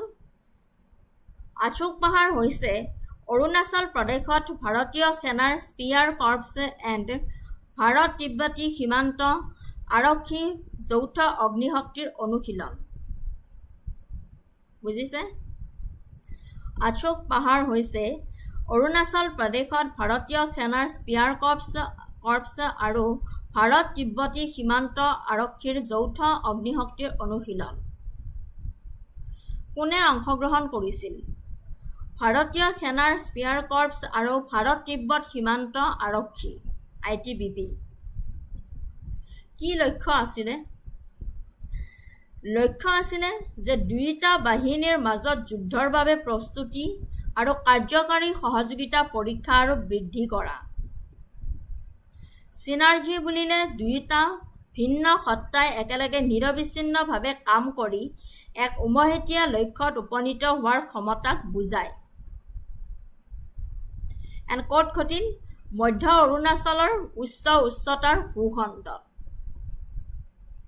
তেওঁলোকে কি কৰিলে এই অনুশীলনত মৰ্টাৰ মেচিন গান ৰকেট গ্ৰেনেডৰ দৰে বিভিন্ন অস্ত্ৰৰ সমন্বিত ব্যৱহাৰ কৰা হৈছিল ইয়াৰ দ্বাৰা বাস্তৱ জীৱনৰ যুদ্ধক্ষেত্ৰৰ পৰিস্থিতিৰ অনুকৰণ কৰা হৈছিল বুজিছে ইয়াৰ গুৰুত্ব কি এই ধৰণৰ সংযুক্ত ব্যায়াম কেইটামান মূল কাৰণত অতি গুৰুত্বপূৰ্ণ কাৰ্যকাৰী প্ৰস্তুতি ই নিশ্চিত কৰে যে সীমান্ত অঞ্চলত যিকোনো নিৰাপত্তাজনিত প্ৰত্যাহ্বান মোকাবিলা কৰিবলৈ সেনা আৰু ITBP দুয়োটাই সুপ্ৰস্তুত আন্তঃকাৰ্যক্ষমতা ই তেওঁলোকৰ একেলগে ফলপ্ৰসূভাৱে কাম কৰাৰ ক্ষমতাক বৈধতা প্ৰদান কৰে যাতে আকস্মিক পৰিস্থিতিৰ সময়ত মৰ্চিন যোগাযোগ আৰু একত্ৰিত সঁহাৰি নিশ্চিতকৰণ কৰে উচ্চ উচ্চতাৰ যুদ্ধ এই অনুশীলনত এই এক্সাৰসাইজত বিশেষভাৱে কৌশলগতভাৱে গুৰুত্বপূৰ্ণ সীমান্ত ৰাজ্য অৰুণাচল প্ৰদেশৰ দাবিদাৰ উচ্চ উচ্চতাৰ পৰিৱেশত কাম কৰাৰ প্ৰত্যাহ্বানসমূহৰ ওপৰত গুৰুত্ব আৰোপ কৰা হৈছিল সীমা সুৰক্ষিত কৰা শেষত এই এক্সাৰচাইজে ভাৰতৰ সশস্ত্ৰ বাহিনী আৰু অৰ্ধসামৰিক বাহিনীৰ জাতিৰ সীমাৰক্ষাৰ প্ৰতি থকা দায়বদ্ধতাক পুনৰ দৃঢ়তাৰে প্ৰকাশ কৰিছে।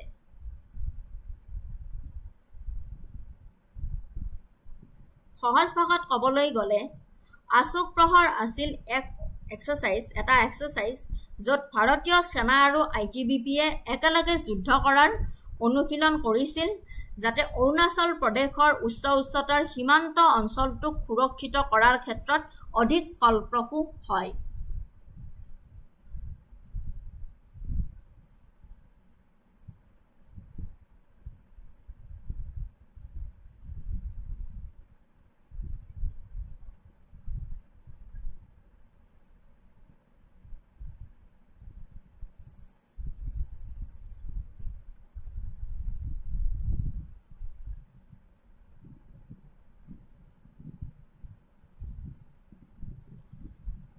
ইম্পৰ্টেঞ্চ আছিলে কাৰ্যকাৰী প্ৰস্তুতি, আন্তঃকাৰ্য ক্ষমতা, উচ্চতাৰ যুদ্ধ আৰু সীমা সুৰক্ষিত কৰা।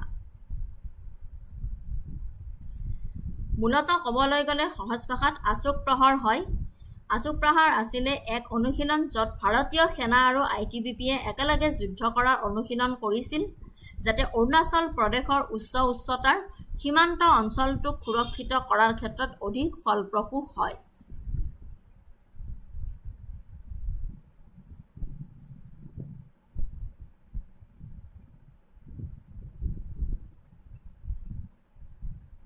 আশোক প্ৰহৰৰ ওপৰত এটা কুৱেশ্যন আনিছিলোঁ।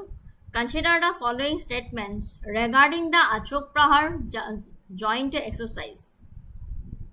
It was a 4-day exercise conducted by the Indian Army Spear Corps and the Border Security Force. Statement 2. The primary objective was to enhance interoperability and tactical coordination in the high-altitude terrain of Arunachal Pradesh. The drill involved display of joint firepower using a variety of weapons including mortars and machine guns. Which of the statements given above are correct? Consider the following statements regarding Ashok Prahar joint exercise.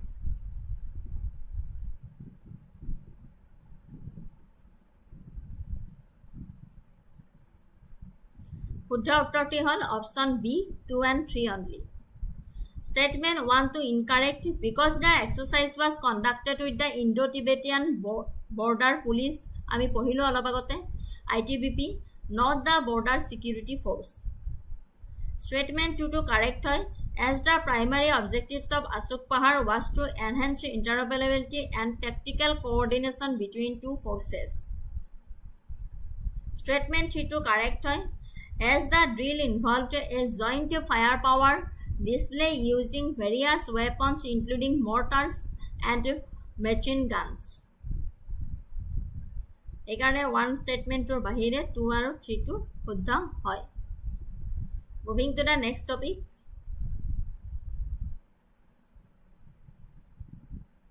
Operation Aruget health outreach in Assam. Operation Aruget a health outreach in Assam. The maiden exercise Aruget was a landmark event organized by the Indian Army in Assam, held at Rupai Dumduma in the Tinsukia district. The exercise was the first of its kind specifically designed to foster civil-military medical cooperation in the region. Purpose and location. The exercise was held at Rupai Dumduma in the Tinsukia district of Assam. It was the first of its kind civil-military medical fusion exercise in the region. The primary goal was to strengthen cooperation between the Army Medical Corps and civilian healthcare providers, including doctors from leading hospitals, primary health centers of Tinsukia and the Northern Frontier Railway Hospital. Key objectives: joint response, knowledge sharing, innovative concept.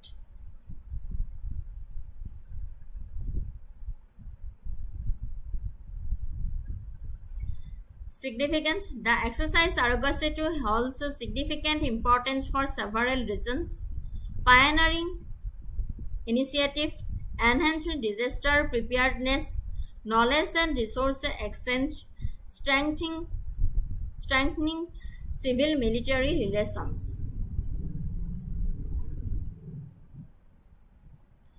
অসমৰ প্ৰেক্ষাপটত operation Aarogya Setu বুলিলে ৰাজ্যখনত ভাৰতীয় সেনাবাহিনীৰ এক নিৰ্দিষ্ট পদক্ষেপক বুজোৱা হৈছে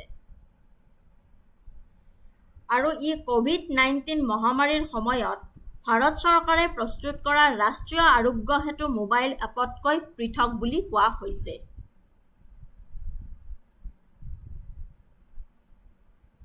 বুজি পাইছে? অসমৰ প্ৰেক্ষাপটত অপাৰেশ্যন আৰোগ্য সেতু বুলিলে ৰাজ্যখনত ভাৰতীয় সেনাবাহিনীৰ এক নিৰ্দিষ্ট পদক্ষেপক বুজোৱা হৈছে কিন্তু ই কোভিড-19 মহামাৰীৰ সময়ত ভাৰত চৰকাৰে যে প্ৰস্তুত কৰিছিলে ৰাষ্ট্ৰীয় আৰোগ্য সেতু সেইটোৰ তুলনাত কিন্তু ডিফাৰেণ্ট হয়। এতিয়া দুইটাৰ মাজত পাৰ্থক্যটো কি হয়? ৰাষ্ট্ৰীয় আৰোগ্য সেতু এপ ই কি আছিলে? ইলেক্ট্ৰনিক্স আৰু তথ্য প্ৰযুক্তি মন্ত্ৰালয়ে কোভিড-19ৰ বিৰুদ্ধে যুঁজত সহায় কৰিবলৈ প্ৰস্তুত কৰা এটা মোবাইল এপ্লিকেশ্যন আছিলে।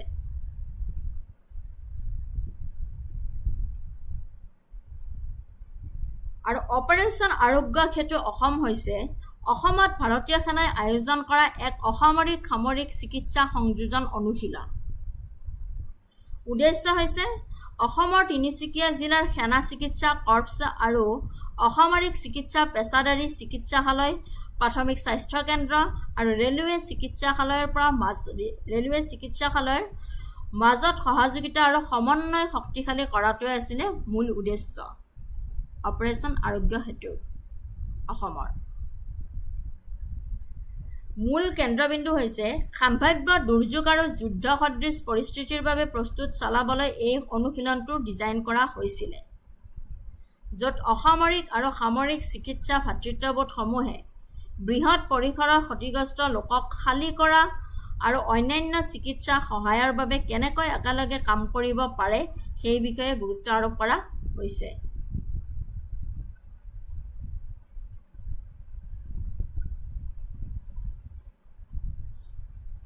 তাৎপৰ্য এইটো প্ৰতিৰক্ষা সম্পৰ্কীয় পদক্ষেপৰ এক উল্লেখযোগ্য উদাহৰণ যিয়ে নাগৰিক সামৰিক সহযোগিতা প্ৰদৰ্শন কৰে। ইয়াত সশস্ত্ৰ বাহিনীয়ে নিজৰ প্ৰাথমিক প্ৰতিৰক্ষা ভূমিকাৰ বাহিৰেও দুৰ্যোগ ব্যৱস্থাপনা আৰু জাতি গঠনত কেনেদৰে অৰিহণা যোগায় সেই বিষয়ে উজ্জ্বল কৰি তোলা হৈছে। আভ্যন্তৰীণ নিৰাপত্তা আৰু অসামৰিক সামৰিক সম্পৰ্কৰ সৈতে জড়িত সাম্প্ৰতিক জ্ঞান আৰু সাম্প্ৰতিক পৰিস্থিতিৰ শিতানসমূহ উল্লেখ কৰা হৈছে এই আৰোগ্য সেতু।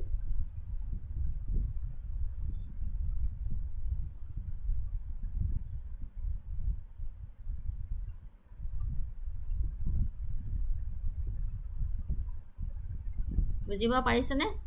অসমত ভাৰতীয় সেনাই আয়োজন কৰা এক অসামৰিক সামৰিক চিকিৎসা সংযোজন অনুশীলন। উদ্দেশ্য আছিলে অসমৰ তিনিচুকীয়া জিলাৰ সেনা চিকিৎসা কৰ্পছ আৰু অসামৰিক চিকিৎসা পেছাদাৰীৰ মাজত সহযোগিতা আৰু সমন্বয় শক্তিশালী কৰাটোৱে অপাৰেশ্যন আৰোগ্য সেতুৰ মূল উদ্দেশ্য আছিলে। মূল কেন্দ্ৰবিন্দু হ'ল সম্ভাৱ্য দুৰ্যোগ আৰু যুদ্ধ সদৃশ পৰিস্থিতিৰ বাবে প্ৰস্তুতি চলাবলৈ এই অনুশীলনটো ডিজাইন কৰা হৈছিলে য'ত অসামৰিক আৰু সামৰিক চিকিৎসা ভাতৃত্ববোধসমূহে বৃহৎ পৰিসৰৰ ক্ষতিগ্ৰস্ত লোকক খালী কৰা আৰু অন্যান্য চিকিৎসাৰ সহায়ৰ বাবে কেনেকৈ একেলগে কাম কৰিব পাৰি সেই বিষয়ে গুৰুত্ব আৰোপ কৰা হৈছিলে।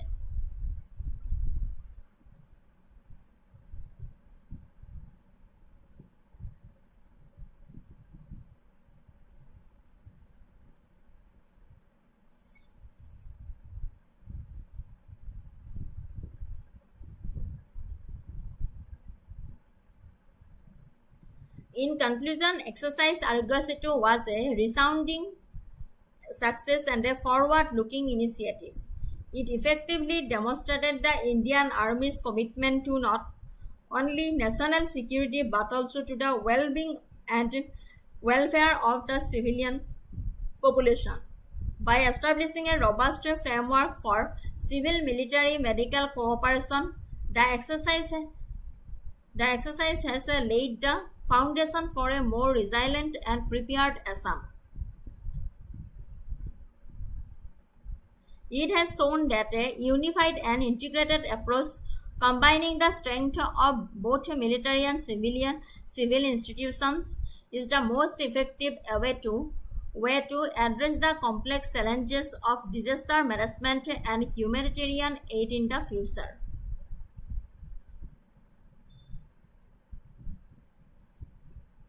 MCQs. Which of the following statements about exercise Aruget Setu are correct?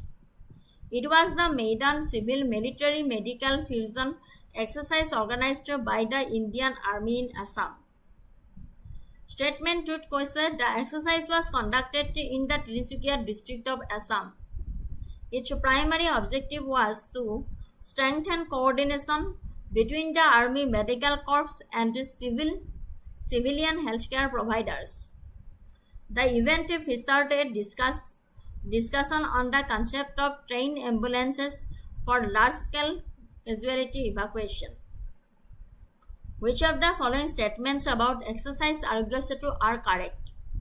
It was the maiden civil-military medical fusion exercise organized by the Indian Army in Assam.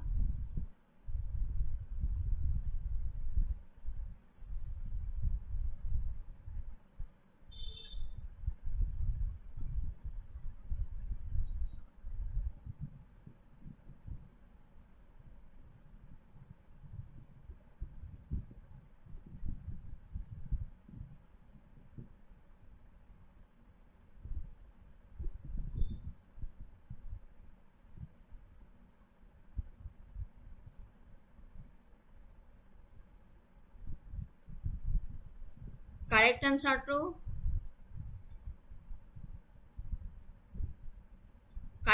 to whole option D, all the above.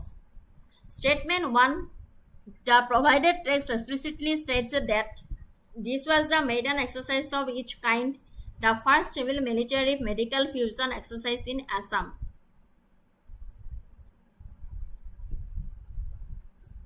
Statement 2 correct.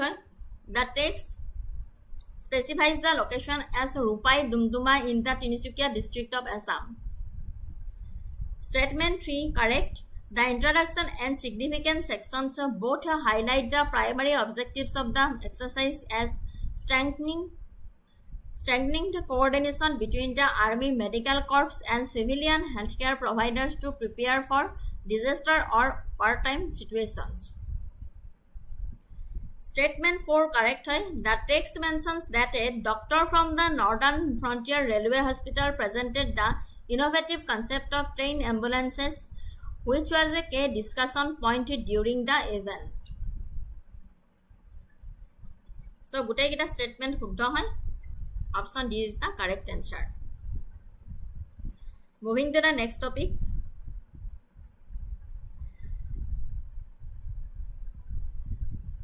The role of strategic partnerships in advancing skill development. The role of strategic partnership in advancing skill development. The skill development partnership is a major initiative by the Assam government in collaboration with NALCO Limited, a Tata Group company, approved in August 2025. The rupees 600 crore project aims to revolutionize vocational education and skill training for young people in the state, making them more employable. Key aspects of the project: hub and spoke model. Hubs, spokes, the 500 spoke schools will each offer 2 trades. Funding and implementation, phased rollout, technology integration.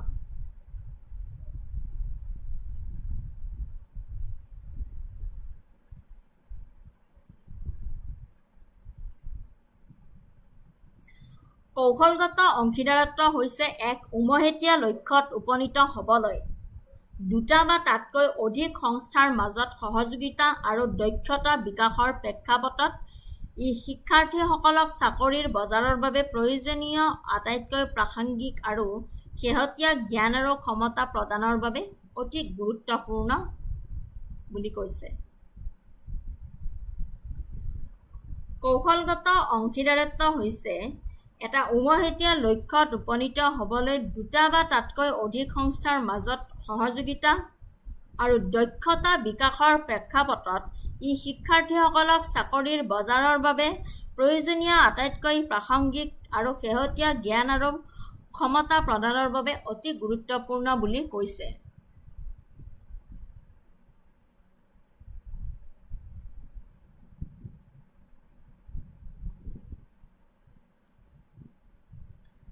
Team up কৰি ব্যৱসায়ী শিক্ষানুষ্ঠান আৰু চৰকাৰী সংস্থাসমূহে কৰ্মশক্তিক প্ৰশিক্ষণৰ বাবে অধিক ফলপ্ৰসূ আৰু সঁহাৰিজনক ব্যৱস্থা সৃষ্টি কৰিব পাৰে। এই পদ্ধতিয়ে নিশ্চিত কৰিছে যে শিকোৱা দক্ষতাসমূহ নিয়োগকৰ্তাসকলৰ প্ৰয়োজনীয়তাৰ সৈতে প্ৰত্যক্ষভাৱে মিল খায়, যাৰ ফলত আকাংক্ষীসকল অধিক নিয়োগযোগ্য আৰু তেওঁলোকৰ কেৰিয়াৰৰ বাবে ভালদৰে প্ৰস্তুত চলায়।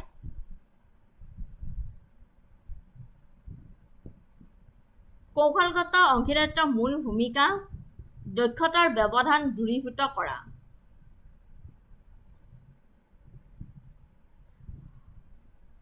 কৌশলগত অংশীদাৰিত্বই শৈক্ষিক শিক্ষণ আৰু উদ্যোগৰ দাবীৰ মাজৰ ব্যৱধান বন্ধ কৰাত সহায় কৰিছে।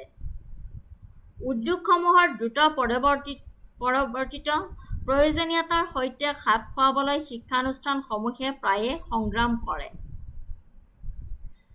কোম্পানীসমূহৰ সৈতে অংশীদাৰত্ব কৰি তেওঁলোকে প্ৰয়োজনীয় দক্ষতা, প্ৰযুক্তি আৰু অনুশীলনৰ বিষয়ে প্ৰত্যক্ষ অন্তৰ্দৃষ্টি লাভ কৰিব পাৰে। ইয়াতে এটা এক্সাম্পল দিছোঁ।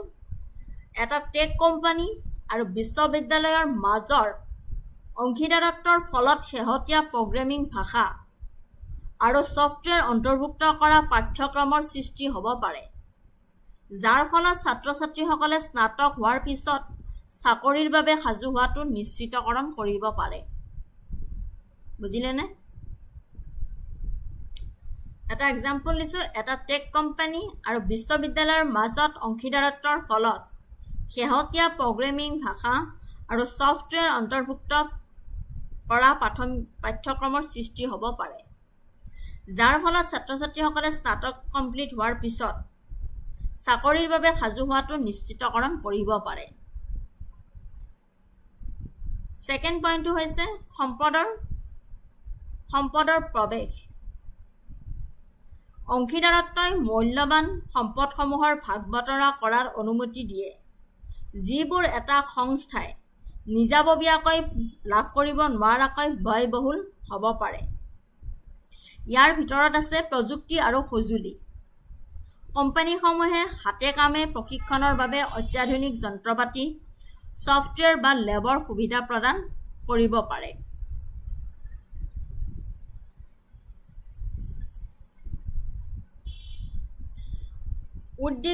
উদ্যোগ বিশেষজ্ঞ পেছাদাৰীসকলে অতিথি প্ৰবক্তা, গুৰু বা প্ৰশিক্ষক হিচাপে কাম কৰিব পাৰে, বাস্তৱ জগতৰ দৃষ্টিভংগী আৰু অন্তৰ্দৃষ্টি আগবঢ়াব পাৰে।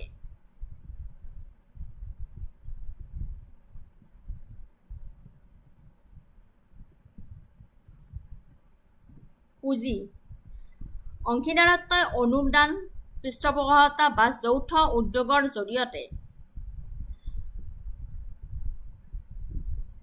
নতুন পুঁজিৰ ধাৰা মুকলি কৰিব পাৰে, যিবোৰ নতুন প্ৰশিক্ষণ কাৰ্যসূচী বা বৃত্তি বিকশিত কৰিবলৈ ব্যৱহাৰ কৰিব পাৰি। বাস্তৱ জগতৰ অভিজ্ঞতা, ইণ্টাৰ্ণশ্বিপ আৰু এপ্ৰেণ্টিছশ্বিপ। ছাত্ৰ-ছাত্ৰীসকলে নিজৰ জ্ঞানক পেছাদাৰী পৰিৱেশত প্ৰয়োগ কৰিব পাৰে, আত্মবিশ্বাস গঢ়ি তুলিব পাৰে আৰু মূল্যৱান কৰ্ম অভিজ্ঞতা লাভ কৰিব পাৰে। লাইফ প্ৰজেক্ট আকাংক্ষিতসকলে প্ৰকৃত ব্যৱসায়িক প্ৰজেক্টত কাম কৰাৰ সুযোগ পাব পাৰে, প্ৰকৃত সমস্যা সমাধান কৰিব পাৰে আৰু সৃজনাত্মক চিন্তা আৰু সমস্যা সমাধানৰ দক্ষতা বিকাশ কৰিব পাৰে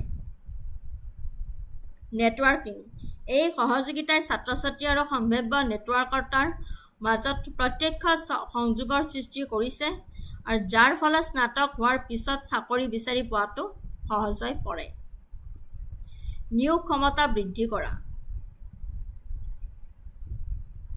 যেতিয়া শৈক্ষিক আৰু ব্যৱসায়িক অংশীদাৰসকলে সহযোগিতা কৰে তেতিয়া তেওঁলোকৰ কাৰ্যসূচীৰ জৰিয়তে উপাৰ্জন কৰা দক্ষতা আৰু প্ৰমাণপত্ৰই অধিক ওজন কঢ়িয়াই আনে নিয়োগকৰ্তাসকলে বিশ্বাস কৰে যে এই প্ৰশিক্ষণ প্ৰাসংগিক আৰু উচ্চমানৰ এই বৰ্ধিত বিশ্বাসযোগ্যতাই এজন আকাংক্ষীৰ ৰিজ্যুম যথেষ্ট বৃদ্ধি কৰিব পাৰে যাৰ ফলত তেওঁলোক নিযুক্তি পৰিচালকৰ বাবে অধিক আকৰ্ষণীয় হৈ পৰে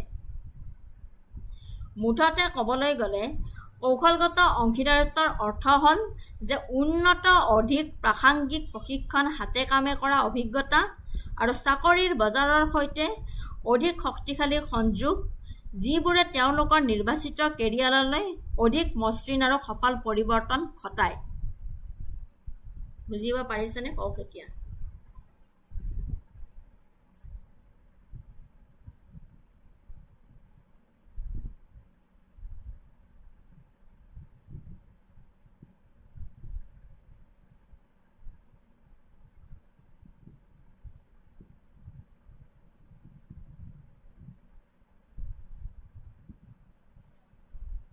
কৌশলগত অংশীদাৰিত্বৰ অৰ্থ হ'ল উন্নত অধিক প্ৰাসংগিক প্ৰশিক্ষণ হাতে কামে কৰা অভিজ্ঞতা আৰু চাকৰিৰ বজাৰৰ সৈতে অধিক শক্তিশালী সংযোগ যিবোৰে তেওঁলোকৰ নিৰ্বাচিত কেৰিয়াৰলৈ অধিক মসৃণ আৰু সফল পৰিৱৰ্তন ঘটায়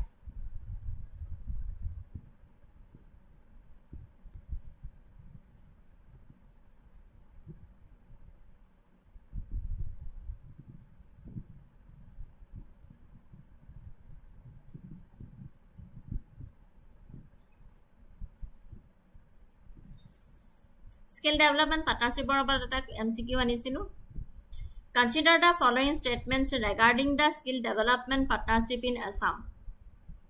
The project is a collaboration between the Assam government and NELCO Limited with a total cost of 600 crore. Second statement it will establish a network of 50 hubs and 500 spokes to deliver vocational education. Statement 3 the funding model is an equal 50:50 split between the state government and the Tata Group company. Statement 4 the initiative is a key step towards implementing the vocational training aspect of the National Educational Policy 2020. Which of the above statements are correct? Consider the following statements regarding the skill development partnership in Assam. The project is a collaboration between the Assam government and NELCO Limited with a total cost of 600 crore.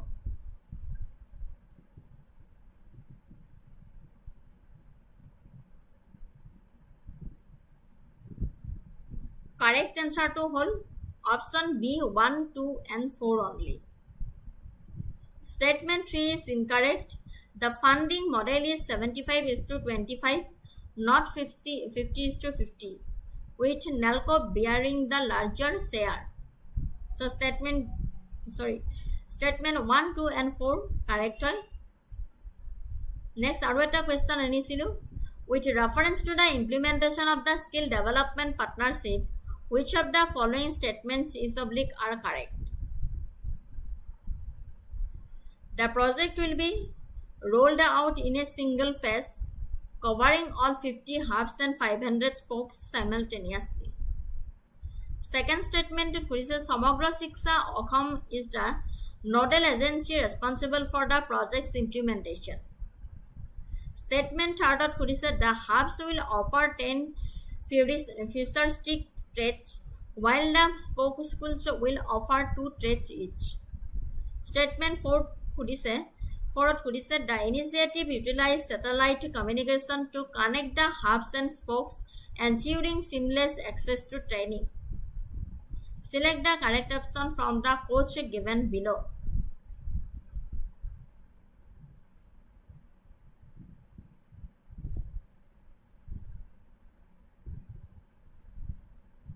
With reference to the implementation of the skill development partnership, which of the following statement is of the are correct? Column nokori শুদ্ধ উত্তৰটো চাও.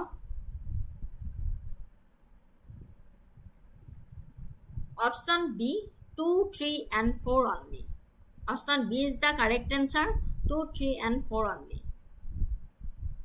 Statement 1 is incorrect as the project will be implemented in a phased manner with the first phase including the setup of 10 hubs and 70 spokes. Baki kita statement শুদ্ধ হয়.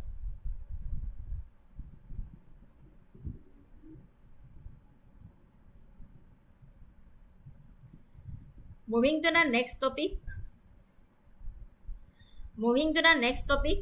Eminent writer Yasi Dorji Thongsi receives a Taburam Tide Literacy Award 2025.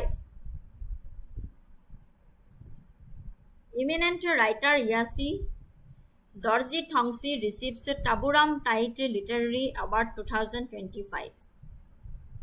The Taburam Tide Literary Award, established by the Taburam Tide Memorial Trust in Assam, was conferred upon renowned Arunachal Pradesh-based writer Yasi Dorji Thongsi for his significant contribution to tribal literature. The award ceremony held in Gugamok, Dhemaji district coincided with the inauguration of a museum and library in memory of the late Professor Taburam Tide. The award includes a cash prize of Rs 50,000 and a citation. The award and its recipients. The Taburam Tide Literacy Award is a new literacy prize created to honor the legacy of Professor Taburam Tide. The inaugural ceremony in Dhemaji, Assam, recognized several writers for their literary contributions. Yasi Dorji Thongsi was honored with the Taburam Tide Literary Award 2025 for his body of work in the field of tribal literature. Monot rakhibo ekhini. Yasi Dorji Thongsi was honored in the Taburam Tide Literary Award 2025 for his body of work in the field of tribal literature.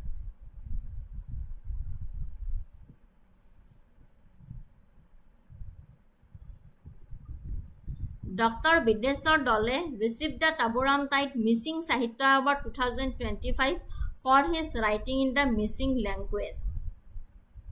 Novelist Pankaj Kumar Datta was presented with the Rajanikanta Bortolai Samannoy Sahitya Bata for his book Langadev.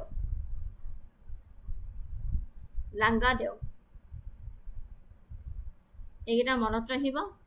About the honors, Yasi Dorji Thongsi বিষয়ে আমি জানোৱে সকলোৱে. Yasi Dorji Thongsi is an acclaimed Indian writer from Arunachal Pradesh who primarily writes in Assamese. He is a Padma Shri awardee and has received numerous other honors, including the Sahitya Akademi Award for his novel Mauna Oth Mukhar Hriday. His work focuses on the lives, culture, and social issues of the indigenous communities of Arunachal Pradesh, making him a prominent voice for the region.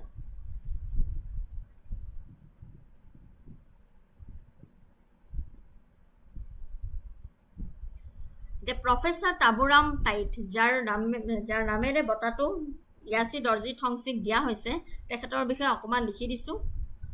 Professor Taburam Tide 1942 চনত জন্মগ্ৰহণ কৰিছিল আৰু 2019 চনত ঢুকাইছিল.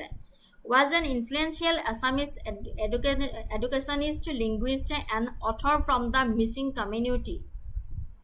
He is revered for his pioneering efforts in the preservation and development of the missing language, including creating its first dictionary and working to introduce it as a subject in primary education. He also served in various administrative roles within Assam's education department.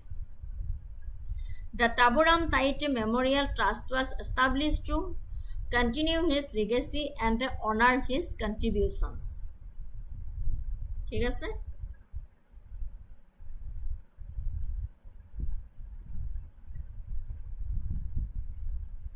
MCQ এটা আনিছিলো. Consider the following statements regarding the Taburam Tait Literary Award and its recipients. Statement 1 at Khudise, the Taburam Tait Literary Award instituted by an Assam-based organization was conferred upon renowned Arunachal Pradesh-based writer E.C. Dorji Thongsi.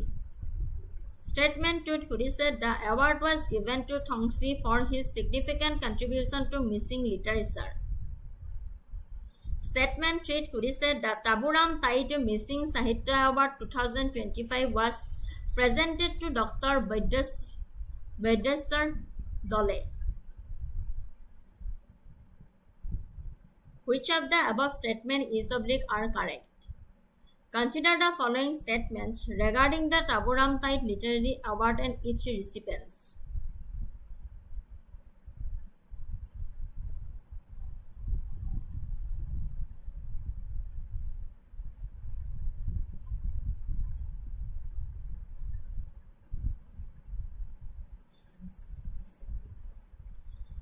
কলম নকৰি শুদ্ধ উত্তৰটি চাওঁ. Option B is the correct answer. 1 and 3 only. Statement 1 is correct. The award is given to E.C. Dorji Thongsi, a writer from Arunachal Pradesh by an Assam-based organization. Statement 2 incorrect. Thongsi was honored for his contribution to tribal literature, not specifically missing literature. The award for missing literature was given to Dr. Vaideswar Dole. Statement 3 is correct. Dr. Vaideswar Dole was the recipient of the Taburam Tait Missing Sahitya Award 2025. So, option B, statement 1 and 3 to hai correct hoy.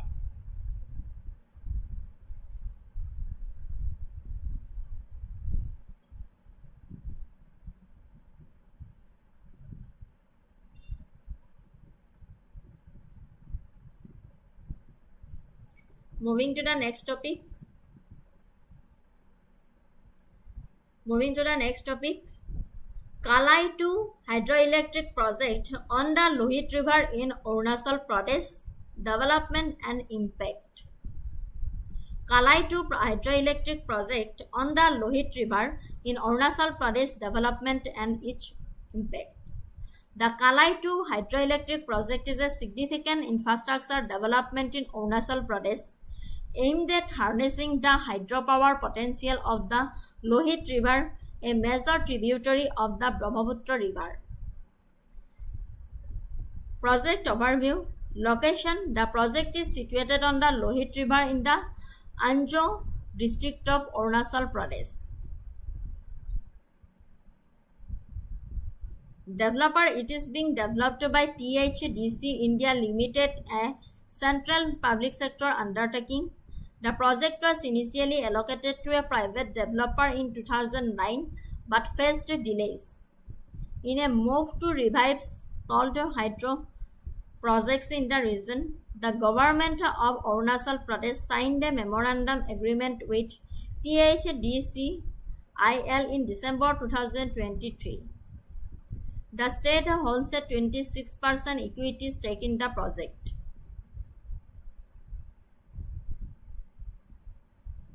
Capacity hoise, the total installed capacity is 1200 megawatt.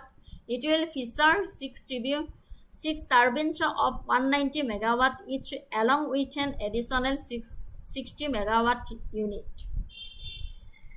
এতিয়া কালাই দ্বিতীয় জলবিদ্যুৎ প্ৰকল্প অৰুণাচল প্ৰদেশৰ এক উল্লেখযোগ্য জলবিদ্যুৎ পদক্ষেপ। কালাই দ্বিতীয় জলবিদ্যুৎ প্ৰকল্প অৰুণাচল প্ৰদেশৰ এক উল্লেখযোগ্য জলবিদ্যুৎ পদক্ষেপ। প্ৰকল্পটোৰ মূল বিৱৰণ স্থান হৈছে অৰুণাচল প্ৰদেশৰ অঞ্জাৱ জিলাৰ ব্ৰহ্মপুত্ৰৰ প্ৰধান উপনৈ লোহিত নদীৰ ওপৰত এই প্ৰকল্পটো গঢ়ি তোলা হৈছে। প্ৰকল্পটোৰ প্ৰকাৰ ই এটা ৰান অফ ৰিভাৰ উইথ পণ্ডেজ প্ৰকল্প।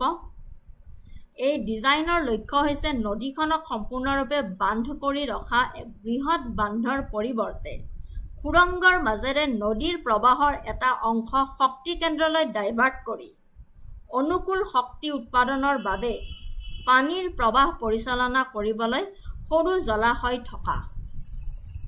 বুজি পাইছে?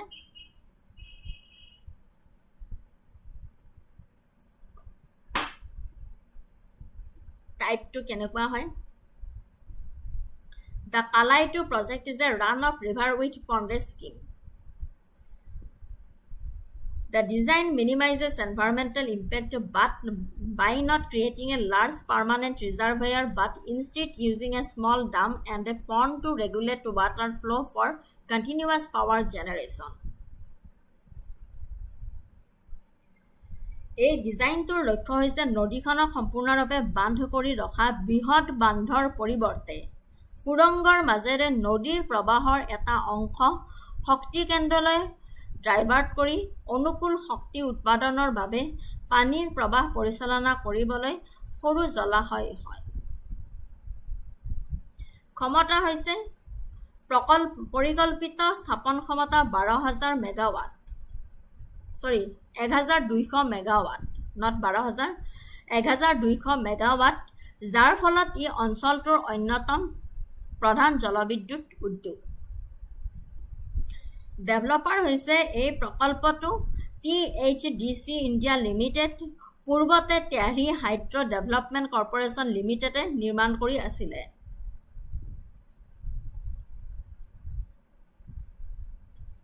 এই প্ৰকল্পত অৰুণাচল প্ৰদেশ চৰকাৰৰ 26% ইকুইটি অংশীদাৰত্ব আছে বুলি কৈছে।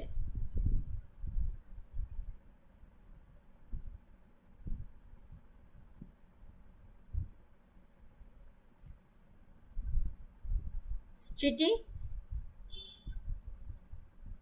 এই প্ৰকল্পটো দীৰ্ঘদিন ধৰি আলোচনা আৰু বিকাশৰ বিষয় হৈ আহিছে। প্ৰথমতে স্থবিৰ হৈ পৰিছিল যদিও 2023 চনৰ শেষৰ ফালে অৰুণাচল প্ৰদেশ চৰকাৰ আৰু THDCILৰ মাজত চুক্তিপত্ৰ স্বাক্ষৰিত হোৱাৰ পিছত ইয়াক পুনৰ সজীৱ কৰি তোলা হৈছিল। কেন্দ্ৰীয় বিদ্যুৎ কৰ্তৃপক্ষই ইয়াৰ বৃহৎ প্ৰকল্প প্ৰতিবেদনত সন্মতি প্ৰদান কৰিছে।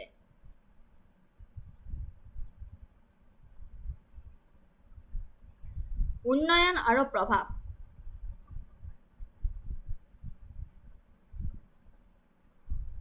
কৌশলগত গুৰুত্ব আৰু অৰ্থনৈতিক প্ৰভাৱ শক্তি সুৰক্ষা দেশৰ ক্ৰমবৰ্ধমান শক্তিৰ চাহিদা পূৰণ আৰু জীৱাশ্ম ইন্ধনৰ ওপৰত নিৰ্ভৰশীলতা হ্ৰাস কৰাৰ বাবে অতি গুৰুত্বপূৰ্ণ এই প্ৰকল্পটো উত্তৰ পূৰ্বাঞ্চলৰ অপৰিসীম জলবিদ্যুৎ সম্ভাৱনাক ব্যৱহাৰ কৰাৰ বাবে ভাৰতৰ কৌশলৰ এটা মূল উৎপাদন বুলি কোৱা হৈছে। আঞ্চলিক উন্নয়ন প্ৰকল্পটোৱে লোহিত অৱবাহিকাত সামগ্ৰিক আৰ্থ-সামাজিক অগ্ৰগতিৰ অনুঘটক হিচাপে কাম কৰিব বুলি আশা কৰা হৈছে। ই প্ৰত্যক্ষ আৰু পৰোক্ষভাৱে নিয়োগৰ সুযোগ প্ৰদান কৰিব আৰু উৎপাদিত ৰাজহ এটা নিৰ্দিষ্ট পুঁজিৰ জৰিয়তে স্থানীয় উন্নয়নৰ বাবে ব্যৱহাৰ কৰা হ'ব। আন্তঃগাঁথনি বৃদ্ধি প্ৰকল্পটোৰ নিৰ্মাণ আৰু পৰিচালনাই দুৰ্গম আঞ্জাৱ জিলাৰ অত্যাৱশ্যকীয় আন্তঃগাঁথনি যেনে পথ, স্বাস্থ্যসেৱা আৰু শৈক্ষিক সুবিধাসমূহৰ উন্নয়নত সহায় কৰিব বুলি আশা কৰা হৈছে।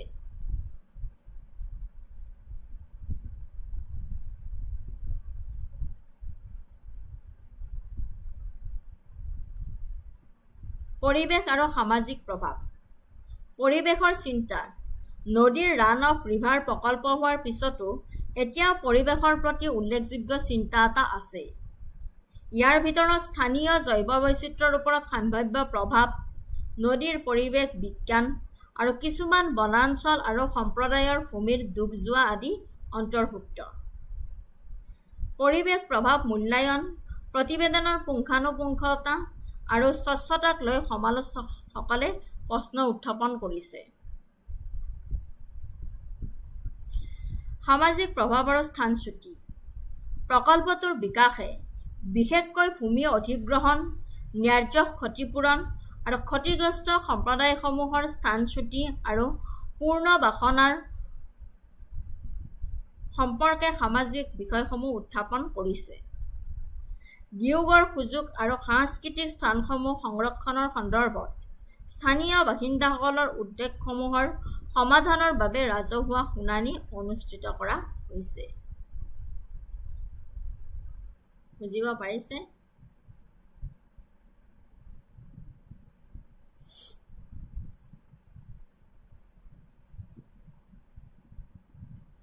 প্ৰকল্পটোৰ নাম হৈছে কালাই দ্বিতীয় জলবিদ্যুৎ প্ৰকল্প লোহিত নদীৰ ওপৰত অৰুণাচল প্ৰদেশত ক্ষমতা হৈছে 1200 মেগাৱাট প্ৰকল্পৰ প্ৰকাৰ পুখুৰীৰ সৈতে নদীৰ ৰান ডেভেলপাৰ হৈছে THDC ইণ্ডিয়া লিমিটেড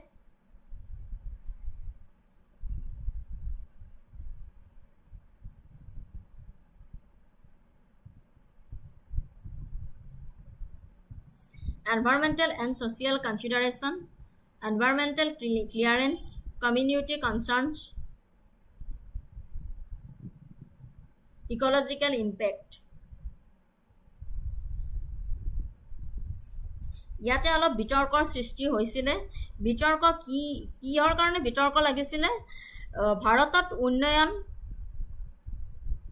পৰিৱেশ আৰু বিস্তৃতি বিতৰ্কৰ এক ধ্ৰুপদী উদাহৰণ এই প্ৰকল্পটো ই শক্তি সুৰক্ষা আৰু আঞ্চলিক উন্নয়নৰ বাবে চৰকাৰৰ ঠেলা প্ৰতিনিধিত্ব কৰে লগতে পৰিৱেশ সংৰক্ষণ আৰু স্থানীয় জনগোষ্ঠীৰ অধিকাৰৰ সৈতে এই লক্ষ্যসমূহৰ ভাৰসাম্য ৰক্ষাৰ প্ৰত্যাহ্বানসমূহৰ ওপৰত আলোকপাত কৰে সেইকাৰণে এইটো বিতৰ্ক আহিছিলে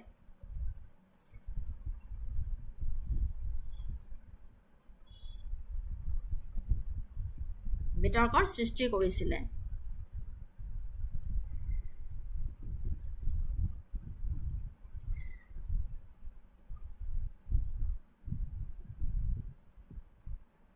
The Kalai 2 conclusion The Kalai 2 hydroelectric project is a significant initiative in Arunachal Pradesh Anchal district strategically important for India's energy security and regional development. Despite facing delays, the project with a planned capacity of 1,200 megawatt was revived through a partnership between the government of Arunachal Pradesh and THDC India Limited. It is a run-of-river project designed to minimize ecological impact. The project is expected to bring substantial benefit including economic growth, employment opportunities, and improved infrastructure. However, it also faces challenges related to environmental conservation and social concerns from local communities regarding land compensation and rehabilitation. The project's success hinges on a balanced approach that addresses these environmental and social issues while leveraging the region's immense hydropower potential for sustainable development.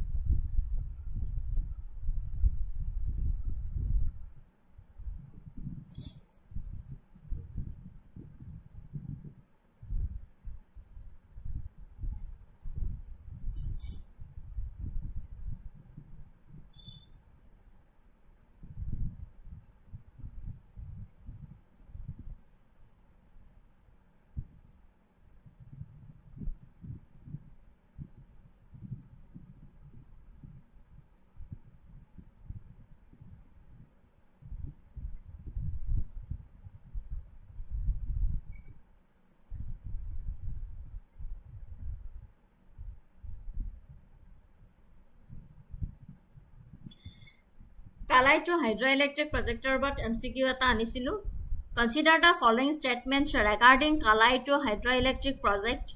The project is being developed on the Brahmaputra River in the Anja district of Arunachal Pradesh.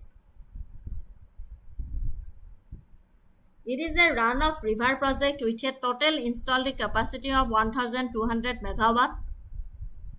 The project is being developed by NHPC, a central public sector undertaking. The government of Arunachal Pradesh holds a 26% equity stake in the project. Which of the statements given above is are correct? Consider the following statements regarding the Kalai to Hydroelectric project. কোনটো শুদ্ধ উত্তৰ হয়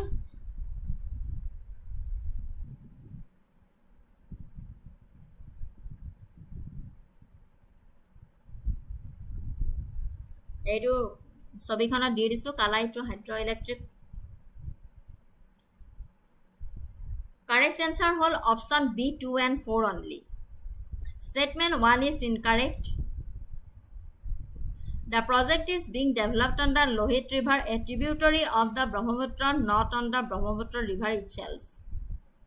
Statement 2 is correct. The Kalai 2 project is indeed a run-of-river with pondage scheme and has an installed capacity of 1,200 megawatt. Statement 3 is incorrect. The project is being developed by THDC India Limited, not NHPC. Statement 4 is correct. The government of Arunachal Pradesh does hold a 26% equity stake in the project as per the agreement with THDCIL. Correct option B 2 and 4 only. ঠিক আছে? Moving to the next topic.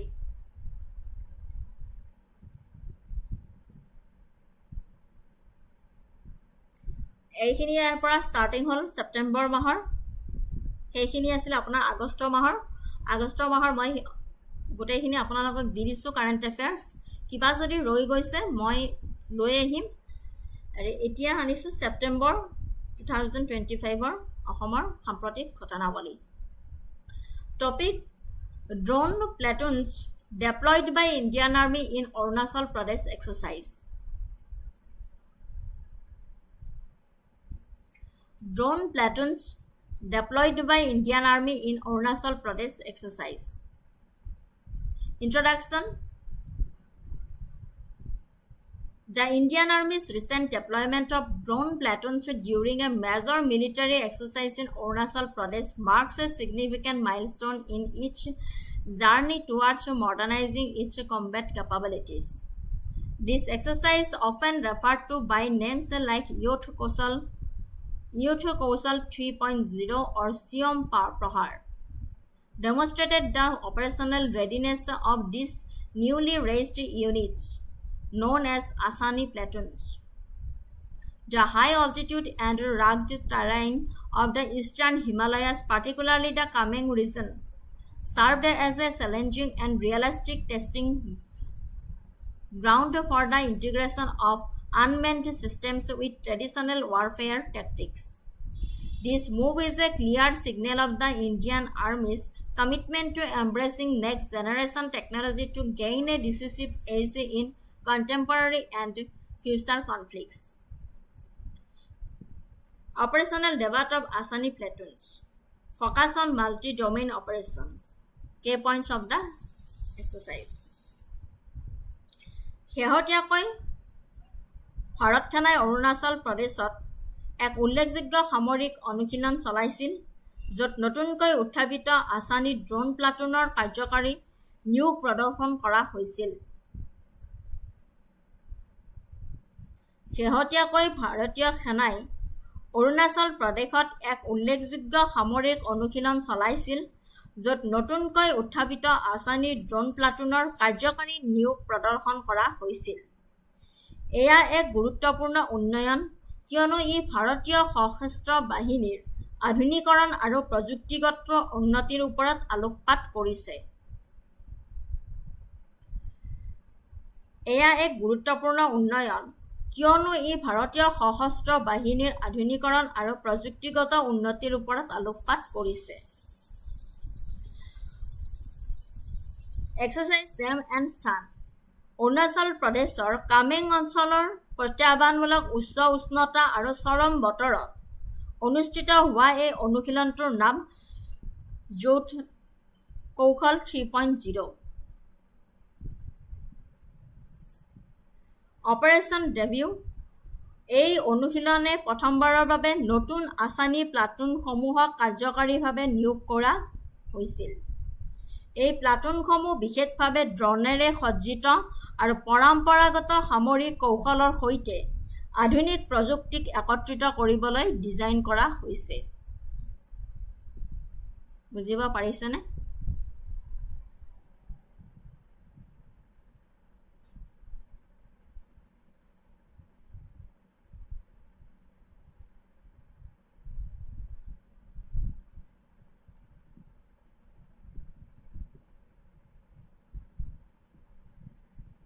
Operational debut. এই অনুশীলনে প্ৰথমবাৰৰ বাবে নতুন আঁচনিৰ প্লাটুনসমূহক কাৰ্যকৰীভাৱে নিয়োগ কৰা হৈছিল। এই প্লাটুনসমূহ বিশেষভাৱে ড্ৰোনেৰে সজ্জিত আৰু পৰম্পৰাগত সামগ্ৰীৰ কৌশলৰ সৈতে আধুনিক প্ৰযুক্তিক একত্ৰিত কৰিবলৈ ডিজাইন কৰা হৈছে। ড্ৰোনসমূহৰ উদ্দেশ্য। ড্ৰোনসমূহ বিশেষ জটিল কামৰ কাৰণে ব্যৱহাৰ কৰা হৈছিল, য'ত অন্তৰ্ভুক্ত আছিল চোৱাচিতা, বাস্তৱ সময়ৰ চোৰাংচোৱা আৰু যুদ্ধক্ষেত্ৰৰ এক বিস্তৃত দৃশ্য প্ৰদান কৰা, চোৰাংচোৱাগিৰি, শত্ৰুৰ গতিবিধি আৰু ভূখণ্ডৰ তথ্য সংগ্ৰহ, নিখুঁত আঘাতৰ বাবে লক্ষ্য চিনাক্ত কৰা আৰু নিৰ্দিষ্ট কৰা, লজিষ্টিক আৰু চিকিৎসা খালী কৰা, গোলা-বাৰুদৰ দৰে অত্যাৱশ্যকীয় সামগ্ৰী পৰিবহণৰ বাবে আৰু আনকি কঠিন ভূখণ্ডত চিকিৎসা খালী কৰাৰ বাবেও ড্ৰোন ব্যৱহাৰ কৰা হৈছিল।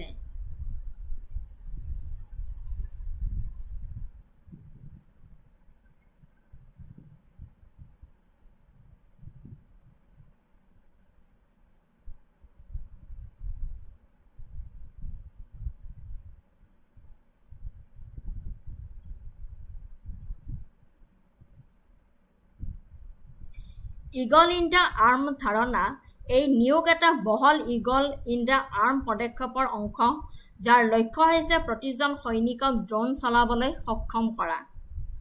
ধাৰণাটো হ'ল যে এজন সৈনিকে যেনেকৈ অস্ত্ৰ কঢ়িয়াই লৈ ফুৰে, তেনেকৈ তেওঁলোকৰ হাতত ড্ৰোনো থাকিব, যিয়ে যুদ্ধক্ষেত্ৰত তেওঁলোকৰ দৃষ্টিশক্তি, প্ৰখৰতা আৰু শক্তি বৃদ্ধি কৰিব। Importance of the drone platoons: enhanced situational awareness, force multiplier, precision and efficiency. কৌশলগত তাৎপৰ্য।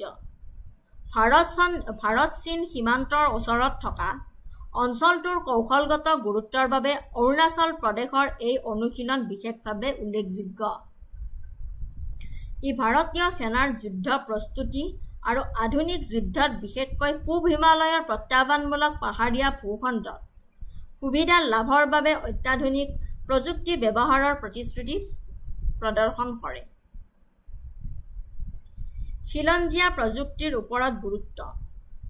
এই এক্সাৰচাইজত ভাৰতীয় অসামৰিক প্ৰতিৰক্ষা উদ্যোগৰ পৰা প্ৰযুক্তিৰ একত্ৰীকৰণৰো প্ৰদৰ্শন কৰা হয়, যিটো প্ৰতিৰক্ষাৰ ক্ষেত্ৰত চৰকাৰৰ স্বাৱলম্বী ভাৰতৰ দৃষ্টিভংগীৰ সৈতে মিল আছে বুলি জানিব পৰা গৈছে।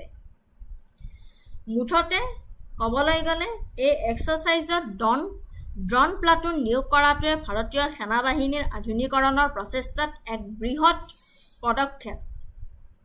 বৈচিত্ৰ্যময় আৰু প্ৰত্যাহ্বানমূলক পৰিৱেশত আধুনিক সংঘাতসমূহ চম্ভালিব পৰাকৈ প্ৰযুক্তি চালিত ভৱিষ্যতৰ বাবে প্ৰস্তুত শক্তিৰ দিশে আগবাঢ়িছে। ঠিক আছে।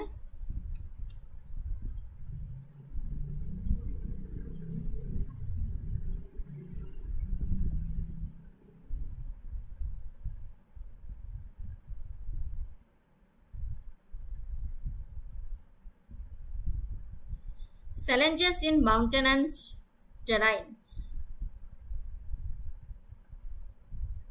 Thin air and battery life, single interference, unpredictable weather, logistical challenges.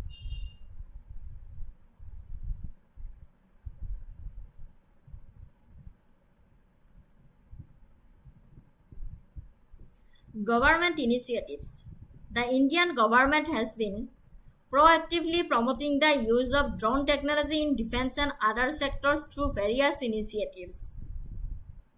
Production linked incentive scheme, drone rules 2021, drone Shakti scheme, customs duty exemption, focus on indigenous research and development. Egeta government initiative, Indian government padakshep loise.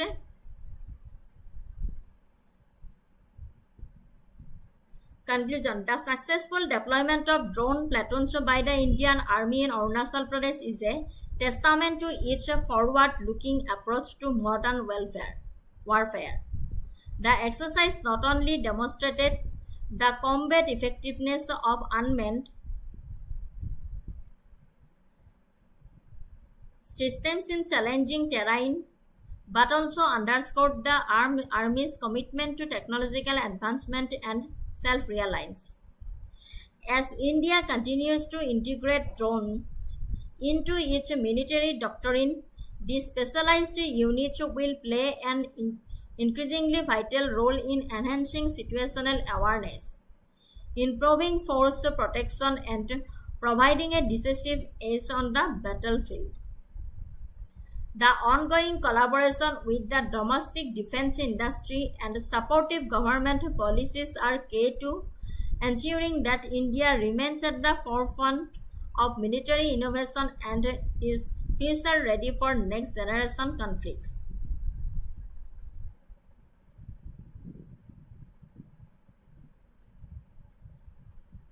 Drone platoonৰ ওপৰত question এটা আনিছিলো.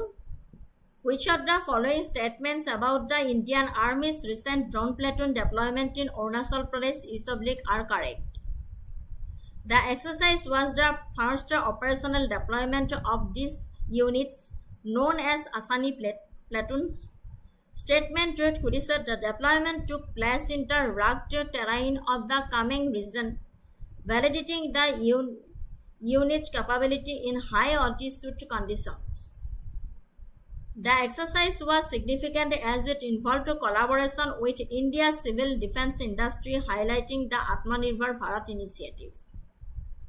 The primary purpose of the drone platoons is to replace traditional infantry units in mountainous warfare. Choose the correct option. Which of the following statements about the Indian Army's recent drone platoons deployment in Arunachal Pradesh are correct? So, পলম নকৰি শুদ্ধ উত্তৰটি চাওঁ আহক. Option C is the correct answer. 1, 2, and 3 only. Statement 1 is correct, 2 correct, 3 correct. Statement 4 to কিহৰ কাৰণে incorrect হয় ইয়াতে mention কৰি দিছো, আপোনালোকে পঢ়ি চাব. Moving to the next topic. Honoring a legendary Saroswadai Sports Complex renamed after Professor Borua. Important হয়. September মাহৰ অসমৰ Current Affairs. Honoring a legend, Saroswadai Sports Complex renamed after Professor Borua. What changed? কিহৰ কাৰণে ভোগেশ্বৰ বৰুৱাৰ নামেৰে নামাকৰণ কৰা হ'ল? Explanation কৰি দিছো, আপোনালোকে পঢ়ি চালে বুজি পাব.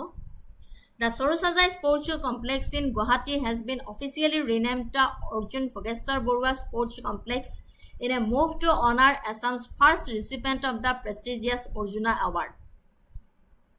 This decision, announced by the Chief Minister of Assam, Dr. Himanta Biswa Sharma, during the State Sports Day celebrations, marks a significant tribute to a legendary athlete who paved the way for future generations in the state.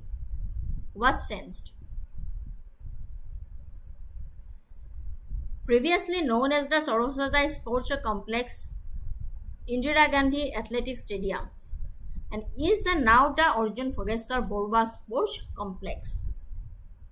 Purpose: the initiative is a part of the broader government effort to recognize and celebrate the sports legends of the state, ensuring their legacy continues to inspire young athletes. অসমৰ গুৱাহাটীত থকা সৰুসজাই ক্ৰীড়া কমপ্লেক্সৰ নাম আনুষ্ঠানিকভাৱে অৰ্জুন ভোগেশ্বৰ বৰুৱা ক্ৰীড়া কমপ্লেক্সলৈ নামকৰণ কৰা হৈছে। এই পদক্ষেপ অসমৰ এগৰাকী কিংবদন্তি খেলুৱৈ ভোগেশ্বৰ বৰুৱাৰ প্ৰতি শ্ৰদ্ধাঞ্জলি।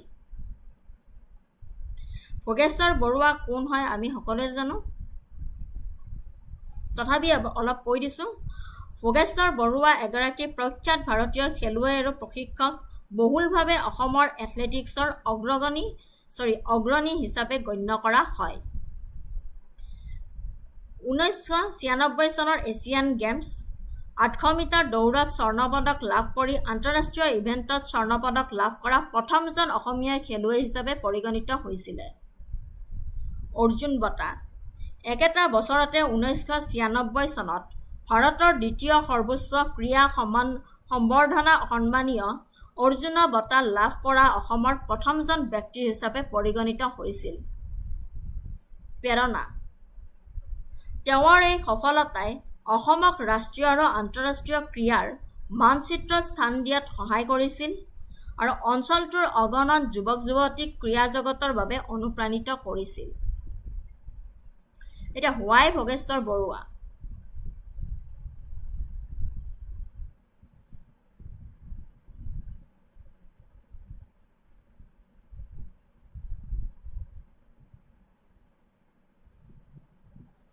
এইখিনি ক'লোৱে মই। First Arjuna awards, historic achievement, pioneer and inspiration.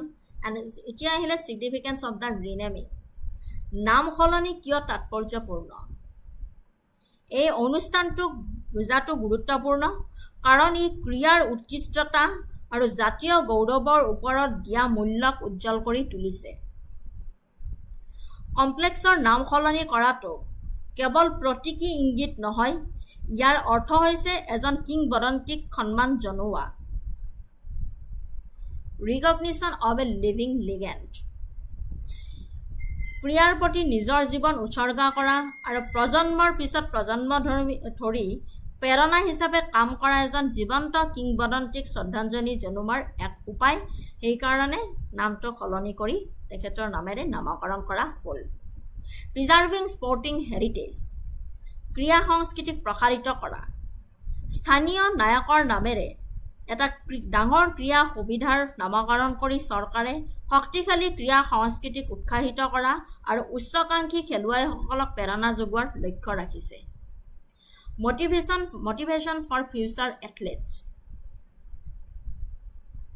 অৱদানৰ স্বীকৃতি।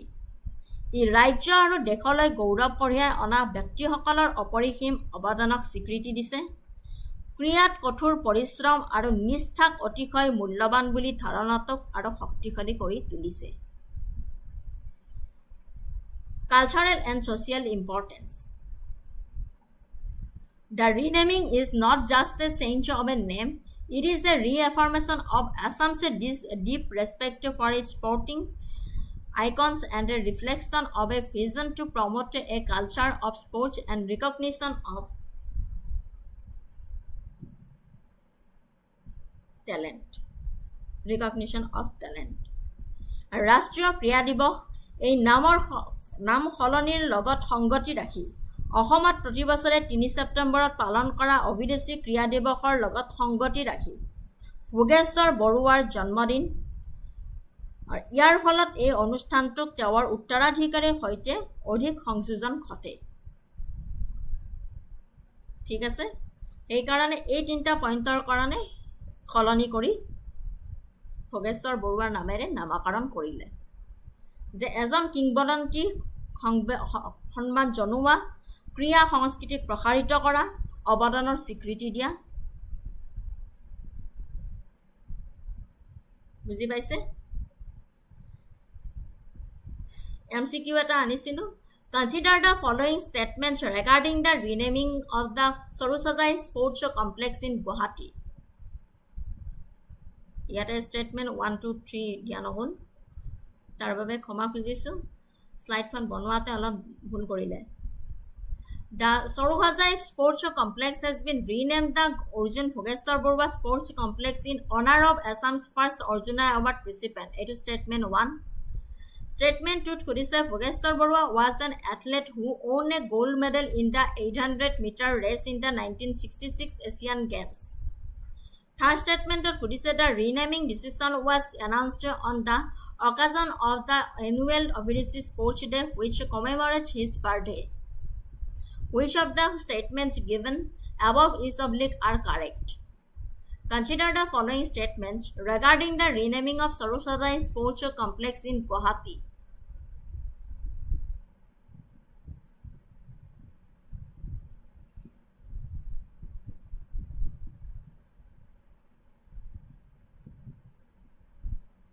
পলম নকৰি শুদ্ধ উত্তৰলৈকে যাওঁ It's 9:42 p.m. Correct answer whole option A 1 and 2 only. Statement 1 is correct. The Saroswati Sports Complex was officially renamed the Arjun Bhogeshwar Barua Sports Complex to honor Assam's first Arjuna Award winner. Statement 2 is correct. Bhogeshwar Barua's major achievement was winning the gold medal in the 800-meter race at the 1966 Asian Games in Bangkok. Statement 3 is incorrect. The renaming decision was announced during the state sports day celebration, not on Abhirisi Sports Day. While Bhogeshwar Barua's birthday is commemorated as the Abhirisi Sports Day, the renaming announcement was made on a different occasion. So it was still a sports related event. Hekarone statement 3 to incorrect hoy. Statement 1 and 2 to শুদ্ধ হয়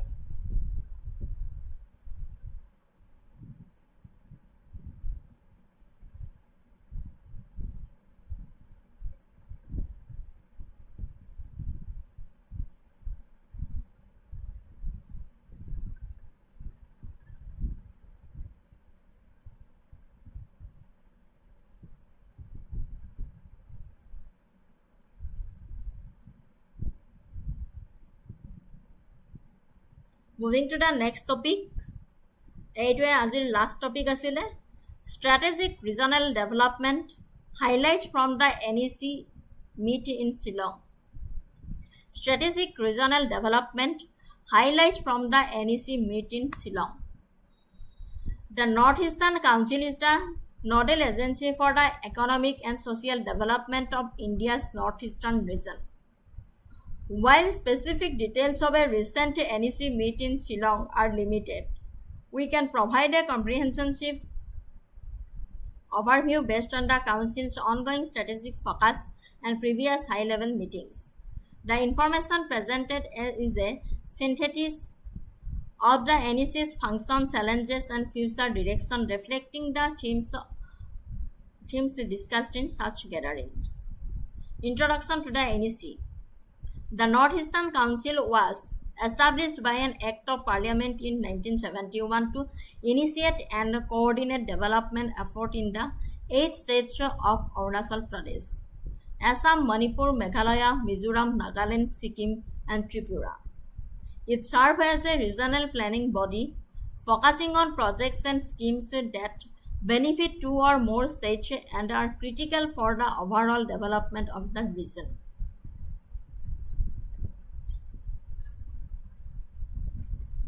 ভাৰতৰ উত্তৰ-পূব অঞ্চলৰ আৰ্থ-সামাজিক বিকাশৰ সুবিধাৰ বাবে গঠন কৰা বিধিগত সংস্থা হৈছে উত্তৰ-পূব পৰিষদ। শিলচৰত অনুষ্ঠিত NECৰ বৈঠকত উত্তৰ-পূৰ্বাঞ্চলৰ 8খন ৰাজ্য অৰুণাচল প্ৰদেশ, অসম, মণিপুৰ, মেঘালয়, মিজোৰাম, নাগালেণ্ড, ছিকিম আৰু ত্ৰিপুৰাৰ ৰাজ্যপাল, মুখ্যমন্ত্ৰী আৰু অন্যান্য উচ্চ পদস্থ বিষয়াসকলে একত্ৰিত হৈ অঞ্চলটোৰ কৌশলগত বিকাশৰ বাবে আলোচনা আৰু পৰিকল্পনা কৰে। এই বৈঠকসমূহৰ অধ্যক্ষতা কৰে কেন্দ্ৰীয় গৃহমন্ত্ৰীগৰাকীয়ে। বুজিছে? ভাৰতৰ উত্তৰ-পূব অঞ্চলৰ আৰ্থ-সামাজিক বিকাশৰ সুবিধাৰ বাবে গঠন কৰা বিধিগত সংস্থা হৈছে উত্তৰ-পূব পৰিষদ। এই বৈঠকসমূহে চলি থকা প্ৰকল্পসমূহৰ অগ্ৰগতি পৰ্যালোচনা কৰাৰ আৰু বৃদ্ধিৰ বাবে নতুন কৌশল প্ৰস্তুত কৰাৰ এক মঞ্চ হিচাপে কাম কৰে। এই বৈঠকসমূহৰ পৰা পোৱা উল্লেখযোগ্য দিশসমূহ সাধাৰণ অঞ্চলটোৰ অগ্ৰগতিৰ বাবে অতি প্ৰয়োজনীয় মূল ক্ষেত্ৰসমূহৰ ওপৰত কেন্দ্ৰীভূত কৰি কৰা হৈছে।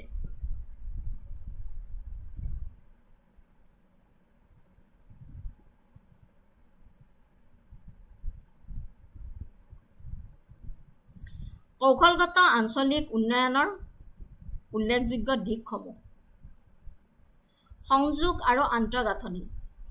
অঞ্চলটোৰ ভিতৰত ভাৰতৰ বাকী অংশ আৰু চুবুৰীয়া দেশসমূহৰ সৈতে ভৌতিক সংযোগৰ উন্নতিৰ ওপৰত এটা ডাঙৰ গুৰুত্ব দিয়া হৈছে। ইয়াৰ ভিতৰত ৰাস্তা ঘাট, দলং, ৰেলপথ, বিমানবন্দৰৰ উন্নয়নো অন্তৰ্ভুক্ত আছে। লক্ষ্য হ'ল অঞ্চলটোৰ বিচ্ছিন্নতা হ্ৰাস কৰি বাণিজ্যৰ বৃদ্ধি কৰা। অঞ্চলটোৰ বিচ্ছিন্নতা হ্ৰাস কৰি বাণিজ্যৰ বৃদ্ধি কৰা। অৰ্থনৈতিক উন্নয়ন। NECৰ বৈঠকত কৃষি, উদ্যোগ আৰু পৰ্যটনক সমৰ্থন কৰি স্থানীয় অৰ্থনীতি বৃদ্ধি কৰাত গুৰুত্ব দিয়া হৈছে। আলোচনাত প্ৰায়ে কৃষি উৎপাদনশীলতা উন্নত কৰাৰ পৰিকল্পনা, হস্তশিল্প আৰু হস্ততাঁত প্ৰসাৰিত কৰা, ব্যক্তিগত বিনিয়োগ আকৰ্ষণ কৰাৰ পৰিকল্পনা অন্তৰ্ভুক্ত কৰা হৈছে। NERক দেশৰ জৈৱিক খাদ্যৰ টোপোলা হিচাপে গঢ়ি তোলাৰ বাবে তীব্ৰ হেঁচা প্ৰয়োগ কৰা হৈছে। মানৱ সম্পদ উন্নয়ন। নিবনুৱা সমস্যাৰ সমাধান, জীৱনৰ মান উন্নত কৰাৰ বাবে কাৰ্যসূচীৰ এটা উল্লেখযোগ্য অংশ হৈছে দক্ষতা বিকাশ, শিক্ষা আৰু স্বাস্থ্যসেৱাৰ বাবে উৎসৰ্গিত।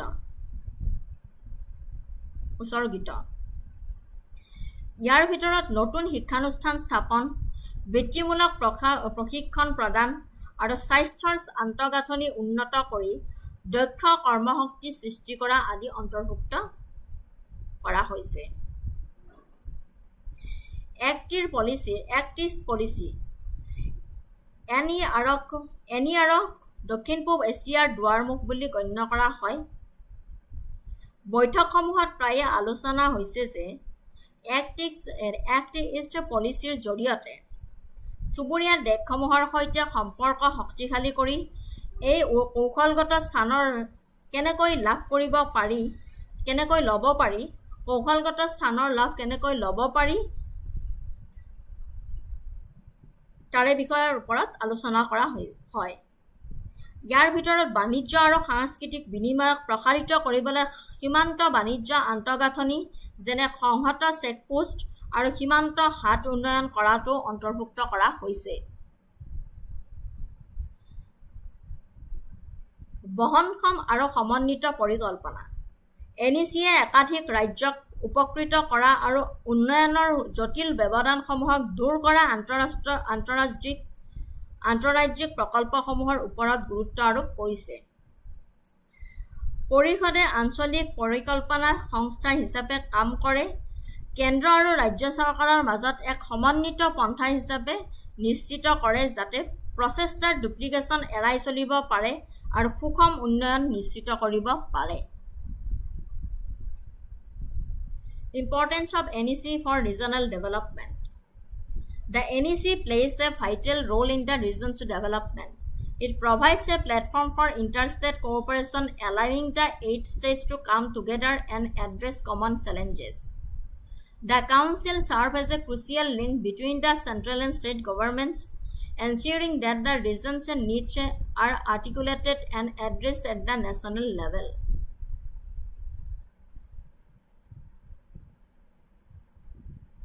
By focusing on gap-filling projects that are not covered by other central schemes, the NEC has been instrumental in creating crucial infrastructure, promoting institution building, and fostering a sense of shared vision for the entire Northeast.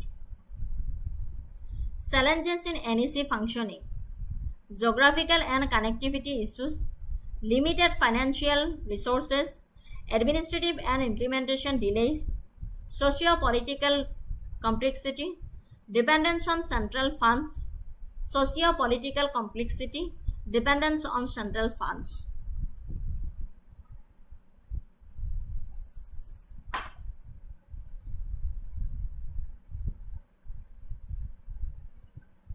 Government and institutional measures. Revise the guidelines, focus on critical sectors, role as a think tank, PM Devine scheme, accelerated diplomacy. Conclusion. The strategic regional development highlighted at NEC meetings underscores a strong commitment to transforming the Northeast.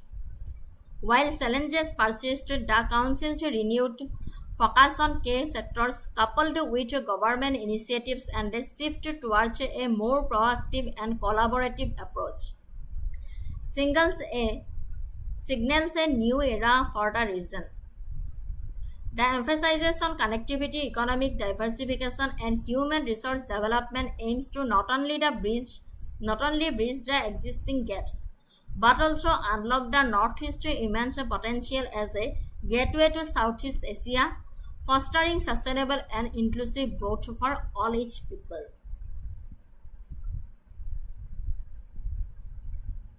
ঠিক আছে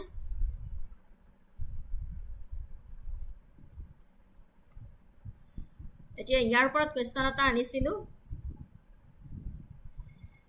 north east council এনইচিৰ ওপৰত question এটা আনিছিলো Consider the following statements regarding the Northeast Council. Statement 1. The NEC was established as a statutory body by an Act of Parliament in 1971. Statement 2.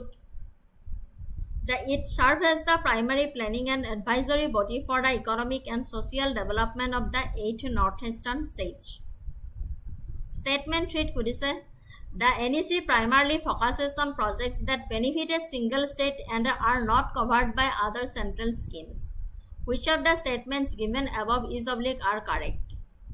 Consider the following statements regarding the Northeastern Council. কোনটো শুদ্ধ হয় কলম নকৰি শুদ্ধ উত্তৰটি চাও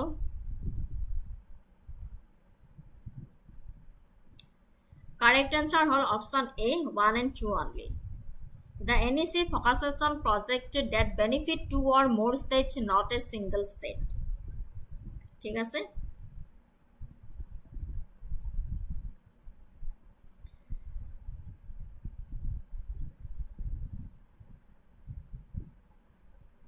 Thank you. ইমানখিনি আনিছিলো আজি অসমৰ সাম্প্ৰতিক ঘটনাৱলীৰ ওপৰত ক্লাছটো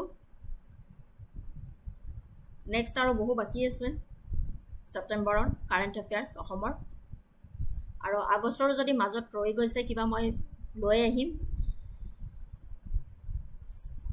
Thank you যি সকলে ইমান পৰে মোৰ ক্লাছটো আজিৰ ক্লাছটো চালে তেওঁলোকক অশেষ ধন্যবাদ দিছো বহুতো দুখৰ মাজেৰে ক্লাছটো চাইছে আজি জানো কাৰো মনচন ভাল নাই তথাপিও যি সকলে চাইছে তেওঁলোকক অশেষ ধন্যবাদ জ্ঞাপন কৰিছো পুনৰ নতুন ক্লাছ সৃষ্টিত লগ পোৱাৰ আশাৰে আজিলৈ আপোনালোকৰ পৰা বিদায় মাগিছো নেক্সট ক্লাছত মই মক টেষ্ট এখন লৈ আহিম বহুদিন মক টেষ্ট কৰা নাই আপোনালোকে কি পঢ়িছে কি পঢ়া নাই গম পাম কাৰেন্ট এফেয়াৰ্ছৰ ওপৰত আনি আছো মই হয়তো অহাকালি নহয়বা ফ্ৰাইডে লগ পাম আকৌ মক টেষ্ট এখন বনাই আছো মই এখন আছে কাৰেন্ট এফেয়াৰ্ছৰ ওপৰত 100 মাৰ্কছৰ নেক্সট ক্লাছত আপোনালোকৰ আগত আনিম মই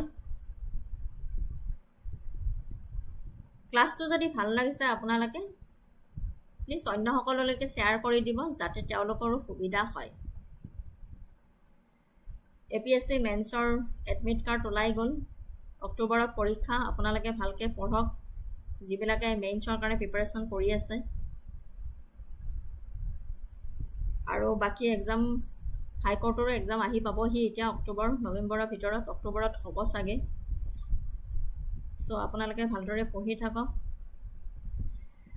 ধন্যবাদ আজিলৈ বিদায় মাগিছো শুভৰাত্ৰি love you take care bye by